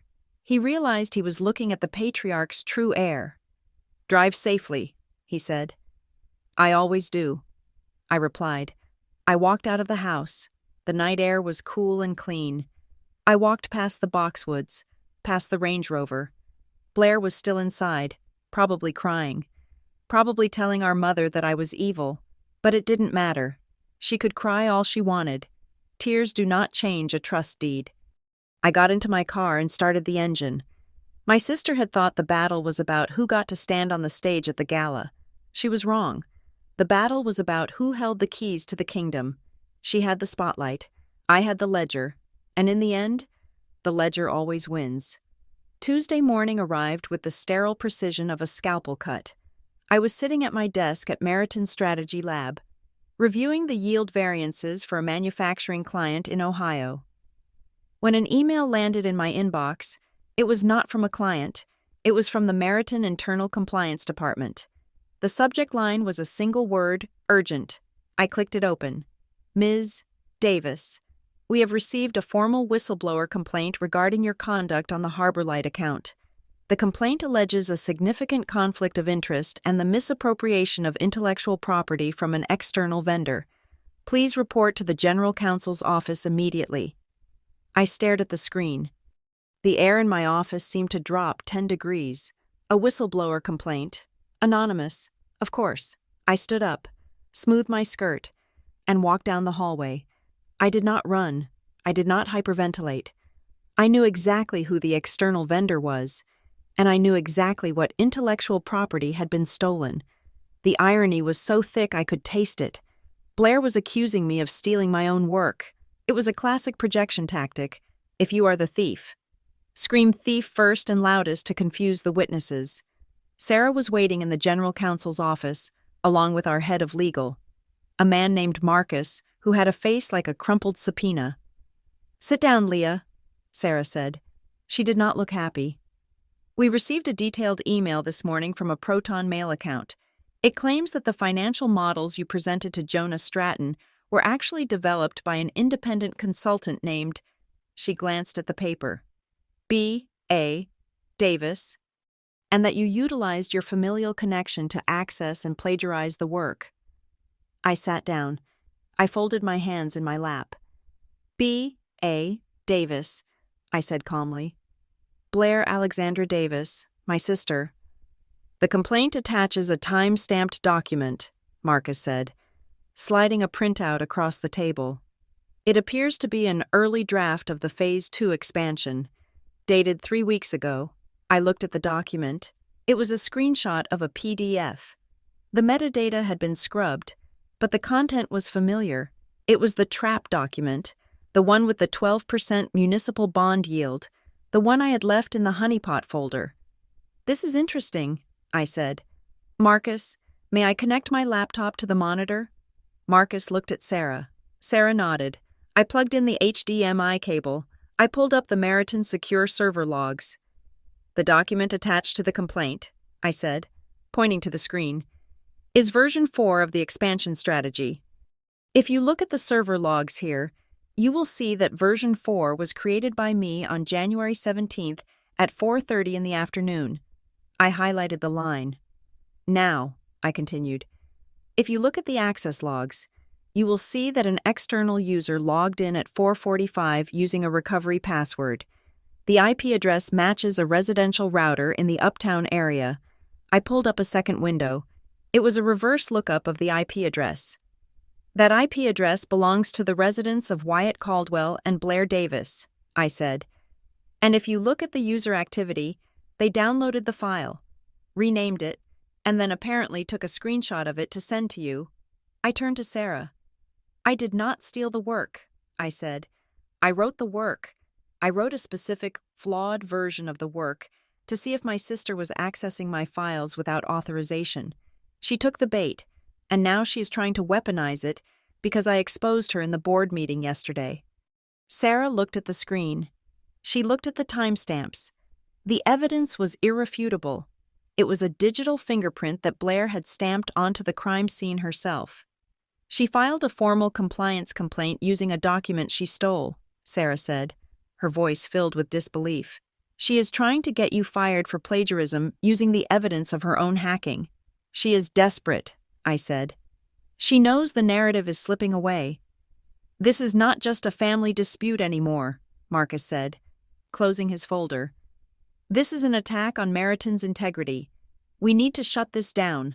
I will draft a response to the anonymous sender stating that we have verified the chain of custody. No, I said. Do not reply yet. If you reply, she will know she failed. She will try something else. We need to let her think she is winning for a few more hours. I need to get the rest of the evidence. I left the office and drove straight to the Ashford Hotel. I called Jonah on the way. He met me in the security manager's office in the basement of the hotel. The room was wall-to-wall monitors, flickering with the ghostly images of hallways and lobbies.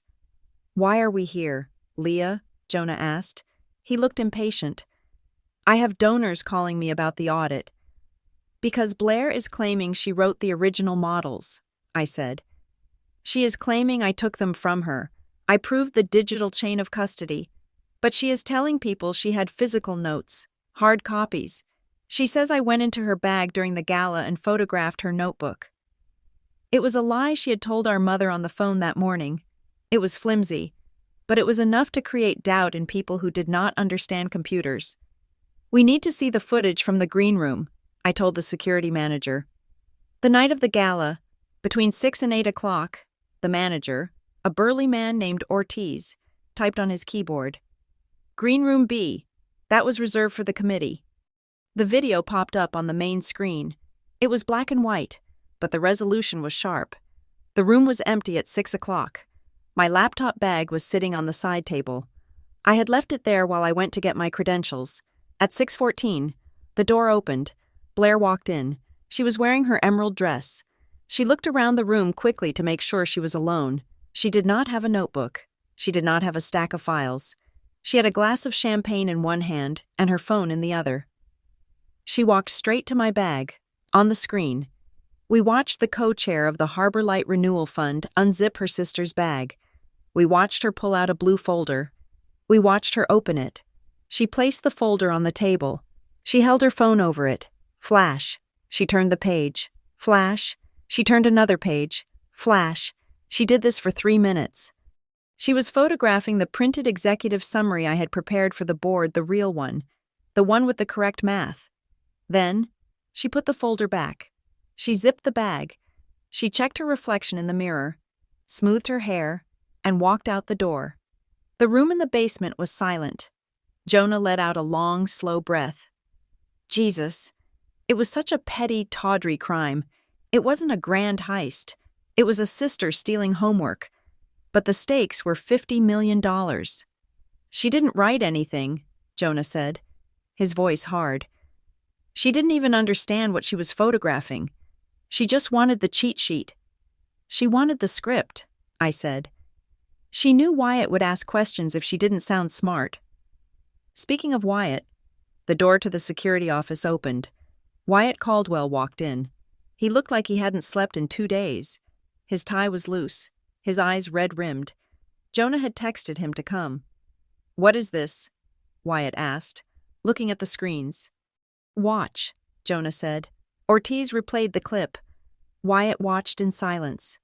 He watched the woman he was supposed to marry rifle through a bag. He watched the frantic, calculated way she snapped the photos. He watched the smug look on her face as she left the room. He closed his eyes. He leaned against the doorframe as if his legs had suddenly lost the ability to hold him. She told me she was in the green room praying. Wyatt whispered. She told me she was nervous about the speech, and she needed a moment with God. She was having a moment with my intellectual property, I said. Wyatt opened his eyes. He looked at me. Leah, Don't, I said. I don't need an apology. Wyatt, I need a resolution. She is sending legal threats to my company. She is accusing me of theft. She is escalating this because she thinks no one is watching. I will handle it, Wyatt said. He pulled out his phone. I am going to call her. No, Jonah said. You are not going to call her. We are past phone calls. This is fraud. Wyatt, she signed the affidavit. She presented stolen data to the board, and now we have proof of corporate espionage. If I take this to the police, she goes to jail. Wyatt flinched. Jonah, please. She is not well. She is obsessed with this image she has built. Do not arrest her. I have a fiduciary duty to the fund, Jonah said. But I will defer to Leah. It is her work. They both looked at me. I held the power. I could destroy her. I could send the video to the news stations. I could have her arrested. It would be easy. It would be satisfying. But it would also drag the Davis name through the mud for years. It would hurt my parents. And frankly, it was too messy. I did not want a war. I wanted a surrender. I don't want a scandal, I said. I want the record corrected. I want the truth to be the only thing that remains. Check the emails, I said to Jonah. The anonymous complaint to Meriton. I want to know where it went. Jonah nodded to Ortiz. Can we trace the sender of the email that hit Meriton's server? We share a cloud provider. I can run a header analysis, Ortiz said. 10 minutes later, we had it. The anonymous Proton Mail account had a recovery email address associated with it, adminblaireventspr.com, but there was more. Look at this, Ortiz said, pointing to a forwarding rule. Every time the anonymous account received a reply, it auto-forwarded a copy to this address. He highlighted a Gmail address. Media team charlotteobserver.com. My blood went cold. She didn't just send the complaint to my boss, I said. She BCC'd the newspaper. She was trying to leak the scandal of my firing before I was even fired. She wanted the headline to be, Strategist Fired for Stealing from Charity Chair. She was trying to kill my career preemptively. That is malice, Wyatt whispered. That is actual malice. He turned and walked out of the room. He did not say goodbye. He just left. I knew where he was going. I looked at Jonah. I need to meet her. One last time. I will set it up, Jonah said. Boardroom. Tonight. Bring the file. The boardroom at Stratton Meridian was quiet at 8 o'clock at night. The city lights were a glittering grid below us. Blair arrived alone. Wyatt had not come with her. She looked rattled. Her hair was slightly messy, her eyes darting around the room. She knew something was wrong. Wyatt must have said something, or maybe just his silence had been enough to terrify her. She sat down across from me. Jonah stood by the window, a silent sentinel. What is this about? Blair asked. Her voice was thin. Wyatt wouldn't talk to me. He just packed a bag and went to a hotel. He saw the video. Blair, I said. What video? I turned my laptop around. I played the clip, the green room, the bag, the photos. Blair watched it. She did not gasp. She did not cry. She just went very, very still. It was the stillness of an animal caught in a trap, deciding whether to chew its own leg off. That proves nothing, she said. Her voice was devoid of emotion. I was looking for a breath mint. I checked your bag because I didn't have any. And the photos, I asked. Were you taking pictures of the mints? I was checking the time on my phone. She lied. It was a reflex. She couldn't help it. We also have the email logs, I said. We know you sent the complaint to Meriton. We know you tried to leak it to the Observer. I slid a folder across the table. This is a cease and desist order, I said. And this is a confession of misconduct. Blair looked at the papers. Her hands were shaking now. You want me to sign this? She asked. It says I lied. It says I falsified data. You did, I said. If I sign this, my career is over, she said. The Foundation will fire me. The city will laugh at me. The Foundation has already fired you, Jonah said from the window. He didn't turn around. The board voted an hour ago, pending this meeting. We are deciding whether to press criminal charges for corporate espionage. Blair made a sound like a wounded bird. She looked at me, her eyes wide and wet. "Leah, please," she begged. "You can't let them arrest me. I am your sister." "Then stop acting like my enemy," I said. "I will fix it," Blair said. She leaned forward, bargaining mode engaged. "I will call the paper. I will tell them it was a misunderstanding. I will tell them we collaborated. But you did the heavy lifting. I will give you a co-credit line on the website. I will thank you publicly." "No," I said. "What do you mean?" "No," she asked, frantic. "I am offering to share the credit. I am offering to make you a partner." "I don't want to be your partner, Blair," I said, "and I don't want your thanks." I leaned forward. "Here's the deal," I said. "You sign the confession. It stays in Jonah's safe. It does not go to the press, and it does not go to the police, but in exchange, you resign from the Harbor Light Fund effective immediately. You cite personal health reasons. You withdraw your name from the Phase 2 expansion completely." "But my reputation," she whimpered. "Your reputation is a lie," I said. "I am giving you a chance to keep the lie. Blair, you can keep your social standing. You can keep your friends. You just can't keep my work. You have to walk away from the thing you didn't build." She stared at the paper. She looked at the pen. "And the article?" she asked. "The one in the Observer?" "Jonah will issue a technical correction regarding the financial data," I said. "It will note that the architecture was designed by Meriton Strategy Lab. Your name will simply disappear from that section." "And Wyatt?" she asked. Her voice broke. "That is between you and him," I said. "I can't fix that. You broke that yourself." Blair picked up the pen. She held it for a long time. She was mourning the death of the heroine she thought she was. She was realizing that she was just a supporting character in a tragedy of her own making. She signed, Blair Davis. She pushed the paper back to me. "Are you happy?" she whispered. "You won. You took everything." I took the paper. I placed it in my bag, the same bag she had rifled through. "I didn't take anything, Blair," I said. "I just took back what was mine." I stood up. "Go home," I said. "Or go to a hotel. Just go." Blair stood up. She looked small. She looked defeated. She walked to the door, her heels clicking on the floor. At the threshold, she turned back. "You were always better at the boring stuff," she said. It was a weak, final jab. "Yes," I said, "and you were always better at the show, but the show is over." She left. Jonah turned from the window. "You were generous," he said. "More generous than I would have been." "She is my sister," I said. "I don't want her in jail. I just want her out of my way." "She is out," Jonah said. "The press conference for the expansion is tomorrow. You will be the one at the podium." "I know," I said. "Are you ready?" I looked at the city lights. I looked at the reflection of the woman in the glass. She wasn't the girl in the off-the-rack dress anymore. She was the architect. "Yes," I said. "I am ready." I walked out of the boardroom. The hallway was long and empty, but I didn't feel lonely. I felt light. The weight of 30 years of silence was gone. The camera had captured the thief. The email had caught the liar, and the ledger was finally balanced.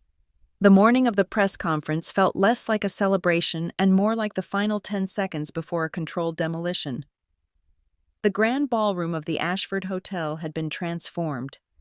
Where there had once been round tables and gala centerpieces, there were now rows of press risers, television cameras with their red tally lights blinking like unblinking eyes, and a massive LED screen spanning the entire back wall of the stage. The feed was being live-streamed to the entire city. The mayor was in the front row. The donors were seated in the VIP section, checking their watches. It was 9 o'clock in the morning. I stood in the wings, stage left. Watching the technicians adjust the microphones, I was wearing a black blazer, sharp and tailored, over a white silk blouse. I felt cold. But it was a good cold. It was the temperature of clarity. Jonah Stratton stood next to me. He checked his phone, then looked at me with a grim expression. "She is here," Jonah said. I did not have to ask who. "She is in dressing room A," Jonah continued, his voice low. "She arrived 20 minutes ago with her own hair and makeup team. She told the stage manager that she is giving the opening remarks." I looked at the stage. The podium was waiting. "She signed the resignation," I said. "She signed the confession." "She is betting you won't pull the trigger," Jonah said. "She knows we can't physically drag her off the stage without causing the exact scandal we are trying to avoid. If she walks out there and starts talking, we are held hostage. If we cut her mic, we look like tyrants. If we let her speak, she spins the narrative. She is banking on the fact that I am her sister," I said. "She is banking on the fact that you have a conscience," Jonah corrected. "And she doesn't." I adjusted my cuffs. "I need 5 minutes." "You have 10, Jonah said. "The live stream starts at 9:30. If she is not out of the building by then, I am putting the raw files on the big screen." I walked away from the stage, down the carpeted hallway toward the dressing rooms. The air smelled of hairspray and nervous sweat. Security guards nodded as I passed, but I didn't see them. I only saw the door with the gold star and the piece of paper taped to it that read, "Ms. Davis." It didn't specify which Ms. Davis. I didn't knock. I pushed the door open. Blair was sitting in the high director's chair, surrounded by a whirlwind of activity. A stylist was steaming the hem of her cream-colored dress, the same color she had worn to the board meeting. A color chosen to project innocence. A makeup artist was dusting powder onto her nose. She looked up as I entered. For a second, her eyes widened in genuine fear. But then the mask slammed back into place. She smiled. It was a terrifying, glossy smile. "Leah," she chirped, "you are cutting it close. Did you see the lighting out there? It is fabulous." She waved her hand at the stylists. "Give us a minute, please. Family talk." The team scurried out, sensing the radiation in the room. When the door clicked shut, the smile vanished from Blair's face. She turned back to the mirror, adjusting a stray lock of hair. "You are not supposed to be here, Blair," I said. "We had an agreement." "I thought about it," she said, watching my reflection behind hers, "and I decided that agreement was signed under duress. You bullied me. Leah, you and Jonah ganged up on me in a dark room. No lawyer would uphold that." "It wasn't a dark room," I said, "and you confessed to corporate espionage." "It is my word against yours," she said, applying a coat of lip gloss. "And today, I have the microphone. Once I go out there and announce the expansion, once the city sees me leading the charge, nobody's going to care about some internal email dispute. Success washes away a lot of sins." She spun the chair around to face me. "You can't stop me. Leah, what are you going to do? Tackle me, scream at me in front of the cameras Mom and Dad are in the 3rd row? Are you really going to destroy the family in front of Mom?" She had found her footing again. She had convinced herself that the social contract was stronger than the legal one. She believed that because we shared DNA, I was obligated to be her human shield. I reached into my bag. I did not pull out a weapon. I pulled out a thick manila envelope. I placed it on the vanity table, right next to her diamond earrings. "This isn't a negotiation," I said. "This is the press kit." Blair glanced at it. "I already have the press kit." "Not this one," I said. I opened the flap. I slid the contents out. "This contains the security footage from the green room," I said, pointing to a USB drive. "It contains the server logs showing you used a stolen password to access my files. It contains the affidavit you signed admitting to the fraud. And it contains the email chain where you tried to leak a fake story to the Charlotte Observer to destroy my reputation." Blair went still. "Jonah has a copy of this loaded into the presentation deck," I said. "If you walk out onto that stage, Blair, if you take one step toward that microphone, the first slide on that LED screen will not be the Harbor Light logo. It will be the video of you rifling through my purse." The color drained from her face beneath the makeup. "You wouldn't," she whispered. "You are bluffing. You care too much about dignity." I care about the truth, I said. I gave you a chance to leave quietly. I gave you a chance to cite health reasons. I gave you an exit ramp, but you parked the car in the middle of the highway. Mom will never forgive you, she hissed. If you humiliate me like that, she will never speak to you again. I can live with that, I said, and for the first time, I realized it was true. But can you live with a felony indictment because if that video plays, the district attorney will be watching? Blair stared at the envelope. Her hands were gripping the armrests of the chair so hard her knuckles were white. She was trapped. She was finally truly trapped, but her pride was a living thing, thrashing against the bars. I built this, she screamed, her voice cracking. I am the one who got the donors in the room. Nobody cares about your spreadsheets. Leah. They care about the story. I am the story. You were never the story, I said softly. You were just the font we used to print it. Her phone buzzed on the vanity. It buzzed once, twice, 3 times, a rapid-fire sequence of notifications. Blair looked at the screen. Her eyes went wide. She picked up the phone. She read the message. Then she dropped the phone as if it had turned red hot. What did you do? She whispered. She looked at me with pure horror. I didn't do anything, I said. I looked down at the phone screen. The message was from Wyatt. I am not coming. I have instructed my lawyer to place the Eastover house purchase on hold indefinitely. I cannot marry someone I do not know. Please do not contact me until I have processed this. Blair let out a sound that was half sob, half shriek. She slumped forward, burying her face in her hands. The perfect facade cracked. The hair, the makeup, the dress, it all suddenly looked like a costume for a play that had been canceled. He left me, she choked out. He actually left me. She looked up at me, mascara running down her cheek in a black streak. This is your fault, she spat. You poisoned him against me. You showed him the video. You ruined my life because you were jealous that I was happy. I showed him who you were, I said. If that ruined your life, then your life was built on a lie. I checked my watch. You have 4 minutes, I said. I can't go out there, she sobbed. Look at me. I am a mess. Exactly, I said. You are not going out there. I picked up the envelope. I put it back in my bag. Here is what is going to happen, I said. You are going to stay in this room. You are going to take off that microphone. And when the press conference is over, you are going to leave through the back exit. Jonah has a car waiting for you. And what are you going to say? She asked, wiping her face with a tissue, smearing the makeup further. Are you going to tell them I am crazy? Are you going to tell them I am a thief? I am not going to talk about you at all, I said. I turned to the door. Leah, she called out.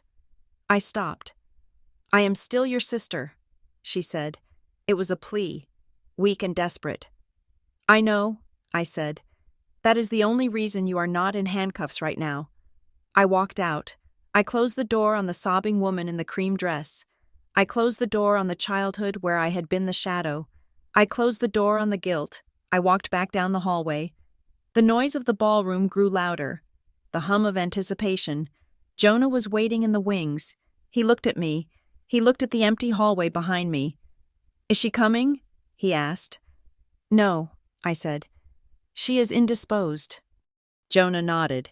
He signaled to the stage manager. Cut her mic. Cue the intro video. And the raw files, the technician asked, hovering over the laptop that controlled the massive screen. Keep them in the folder, Jonah said. But we won't need them. We are going with the standard deck. He looked at me. You have 3 minutes. Do you need water? I am fine, I said. I walked over to a full-length mirror propped up against a road case. I looked at myself. Navy blazer, white shirt, hair pulled back, no diamonds, no flash. I looked like a strategist. For years. I had believed Blair's lie. I had believed that you needed to be loud to be heard. I had believed that you needed to sparkle to be seen. I had believed that power was something you performed. I smoothed the lapel of my jacket. Power isn't a performance. Power is the ability to walk away from the person who hurts you. Power is the ability to stand in the light without flinching. 1 minute? The stage manager called out. Live in 60 seconds. I walked to the edge of the curtain. I could see the crowd. Hundreds of faces. The cameras were panning. The lights were hot. My parents were there. I saw them in the third row. My mother was looking around, craning her neck, looking for the green dress, looking for the star. She looked confused. She looked worried. She would understand soon enough. Or maybe she wouldn't. Maybe she would always blame me for breaking the illusion, but I wasn't doing this for her anymore. 30 seconds. Jonah stepped up to the podium first. Good morning, Charlotte. His voice boomed through the speakers. Thank you for joining us for this historic announcement. He paused.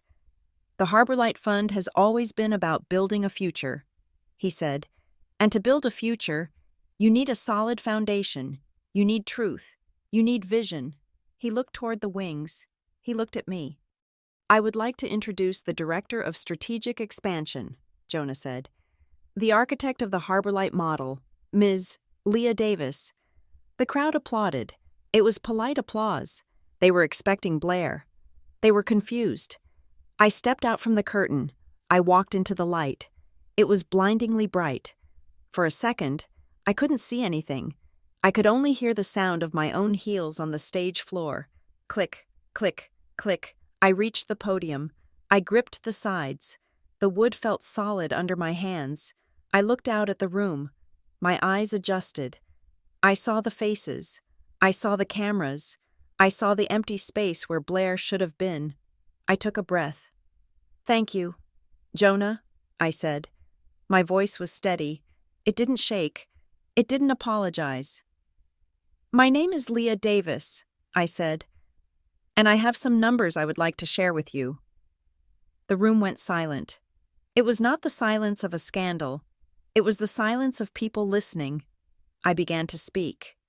I stood at the podium, my hands gripping the polished wood, the heat of the stage lights pressing against my face. The room was silent, waiting for the first words of the new Director of Strategic Expansion. I opened my mouth to speak, to finally claim the work that had lived in my head for 6 months. But before I could utter a single syllable, the heavy velvet curtain to my right rustled violently. The stage manager gasped. The camera operators swiveled their lenses. Blair walked out. She had wiped away the mascara streaks. She had reapplied the lipstick. She was walking with a manic, terrifying energy. Her cream dress flowing around her like a battle flag. She had decided to call my bluff. She had looked at the thread of the video, looked at the thread of the indictment, and decided that her need for applause was stronger than her fear of prison. She was betting everything on the fact that I was her little sister. She was betting that I would not detonate the bomb while my mother was sitting in the third row. She walked straight to the center of the stage, effectively cutting in front of me. She grabbed the spare handheld microphone from the stand. Thank you, Jonah, Blair said. Her voice was breathless, high-pitched, vibrating with a frantic intensity. She did not look at me. She refused to acknowledge that I was standing 3 feet away. And thank you, Leah, for that lovely introduction, the crowd murmured. They were confused. The program said one thing, the stage showed another. Blair flashed her smile at the cameras. It was a wide, brittle thing, like cracked glaze. I am so thrilled to announce the expansion of the Harbor Light Fund, she announced, stepping directly into the spotlight, pushing me into her shadow one last time. This project has been my heart and soul for the last year. When I came up with the concept of the triple-tier investment structure, I knew we could change the city. She was doing it. She was looking into the lens and claiming the 12% yield. She was claiming the architecture. She was daring me to destroy her. I looked at Jonah. He was standing by the LED control board. His face was unreadable, but his hand was hovering over the enter key. He raised an eyebrow at me. Do it. I looked at Blair. She was talking faster now, rambling about synergy and legacy, using the stolen words from my draft, desperate to fill the air so no one else could speak. I stepped back from the podium. I did not fight her for the microphone. I simply folded my hands and nodded to Jonah. Do it. Jonah Stratton stepped forward. He did not need a microphone. His voice was a thunderclap that rolled over Blair's frantic chatter. "Excuse me, Ms. Davis." Blair froze. She turned to him, her smile twitching. "Jonah, I am just getting to the good part." "I have a question," Jonah said. He walked to the center of the stage. He stood between Blair and the audience. He looked out at the hundreds of people, at the press, at the donors. "You said this project is your heart and soul," Jonah said. "You said you designed the structure." "Yes," Blair said, gripping her microphone. "Absolutely." Jonah paused. He let the silence stretch until it was painful. He let the entire room remember the gala. The laughter, the humiliation. "Then I have to ask the same question your fiancé asked 3 nights ago," Jonah said. "If Leah is not important, if Leah is just the help, then why is the signature LD stamped on the foundation of this entire fund?" Blair laughed, a nervous, jagged sound. "Jonah, we already went over this. It is a typo. It is administrative." "No," Jonah said. "It is evidence." He gestured to the massive LED screen behind us. "Turn it on." The screen flickered to life. It was 30 feet wide. It did not show the promotional video with the smiling children and the piano music. It showed a document. It was the Articles of Incorporation for the Phase 2 expansion. It was a dense legal PDF, magnified so every pixel was sharp. "This is the founding charter," Jonah said, his voice cold and clinical. "It was filed with the Secretary of State 6 months ago." He pointed to the screen. The document scrolled down automatically. Chief Financial Architect Leah Davis, Strategic Controller Leah Davis, Primary IP Holder Leah Davis. Blair turned around and looked at the screen. Her mouth opened, but no sound came out. "And this," Jonah continued, "is the access log for the project server." The screen changed. It showed a timeline. A blue bar represented my login hours, hundreds of them. Late nights, weekends, consistent work. A thin red bar represented Blair's login hours. The red bar appeared only once. January 17th, 4:45 p.m. Duration 10 minutes. "The data shows that the current spokesperson accessed the files for the first time 3 days ago," Jonah said, "using a stolen password, and downloaded a file containing a deliberate financial error to trap a leak." The room went dead silent. It was the silence of a courtroom when the verdict is read. Blair looked at the screen, then at the audience. She saw the faces of the donors. They were not smiling. They were not applauding. They were looking at her with a mixture of pity and revulsion. They were looking at a fraud. "And finally," Jonah said, "we have the affidavit signed yesterday." The screen changed one last time. It showed the paper Blair had signed in the boardroom. The confession. "I, Blair Davis, admit to misrepresenting my role." The text was huge. It was inescapable. Jonah turned to Blair. "Ms. Davis," he said, "in light of these documents, and in light of the breach of fiduciary duty they represent, the board has voted to remove you from the role of co-chair, effective immediately." He didn't yell. He didn't sound angry. He sounded like he was reading a weather report. "Please surrender your credentials and leave the stage," Jonah said. Blair stood there. She was shaking. She looked at the audience, searching for an ally. She looked for Wyatt. Wyatt was sitting in the front row, next to the empty seat reserved for the mayor. He was looking at the screen. He read the confession. He watched the timeline, slowly, deliberately. Wyatt Caldwell stood up. He did not look at Blair. He buttoned his suit jacket. He turned to the aisle and walked toward the exit.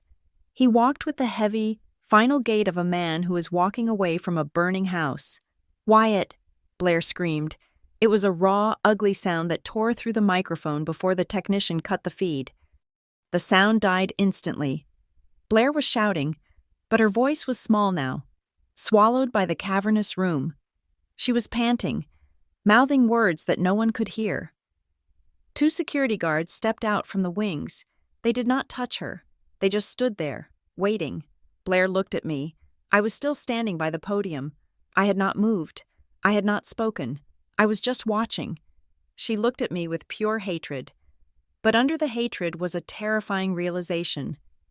She had played the game of appearances her entire life. She had lived by the rule that if you looked the part, you were the part.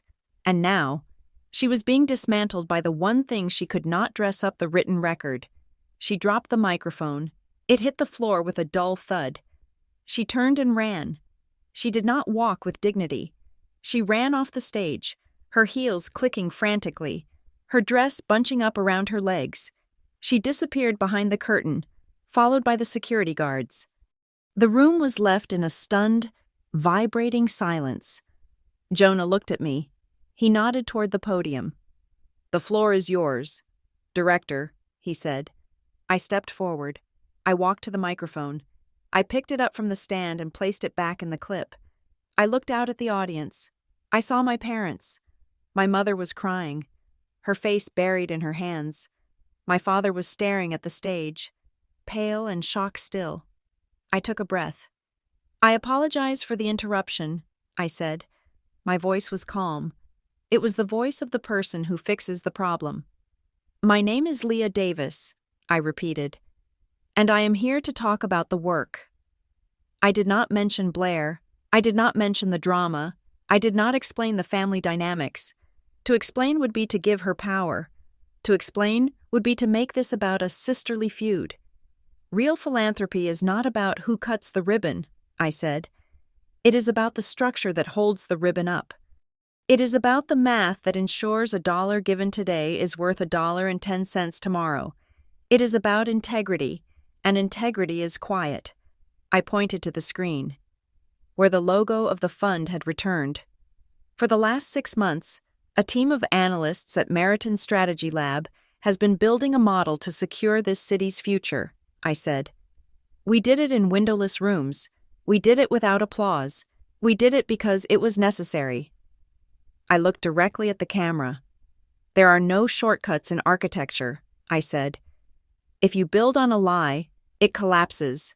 Today, we are building on the truth." The applause started slowly. It came from Mr. Henderson first, then the mayor, then the entire room rose. They were standing for me. They were standing for the person who did the work. I watched them. I felt the warmth of it, but I did not let it intoxicate me. Applause is just noise. The work is what remains when the noise stops. 1 hour later, the ballroom was empty. The cameras were packed away. The hotel staff was stacking chairs. I sat in the small conference room off the main lobby. Jonah was there. So was the hotel's general counsel. The door opened and Blair walked in. She was wearing a trench coat over her dress. She had removed her makeup. Her eyes were red and swollen. She looked 10 years older than she had that morning. She did not sit down. She stood by the door, clutching her purse. "I want to make a deal," she said. Her voice was raspy. "There is no deal," Jonah said without looking up from his phone. "You are out. The press release has gone out. Wyatt has issued a statement confirming the engagement is off." Blair flinched, but she kept standing. "I will sue," she said. "I will sue for defamation. I will tell everyone you hacked my accounts. I will make this a circus." "You signed a confession." "Blair," I said, "you have no leverage." "I have the family name," she said. "I can go on every talk show and cry about how my jealous sister set me up. I can make your life miserable. Leah, you know I can. I can make Mom and Dad hate you forever." I looked at her. She was right. She could do that. She could drag this out. She could turn herself into a victim and me into a villain. The truth might be on my side, but the noise was on hers. "What do you want?" I asked. "I want money," she said. "I need to move out. I need to start over. I want a settlement." Jonah started to laugh. A harsh, barking sound. "You want us to pay you for trying to defraud us?" "I want a severance package," Blair said, ignoring him and looking at me. "Give me enough to go to Europe. Give me enough to disappear for a year, and I will sign a non-disclosure agreement. I will never mention the fund again. I will never mention you again." She paused. "I will go away.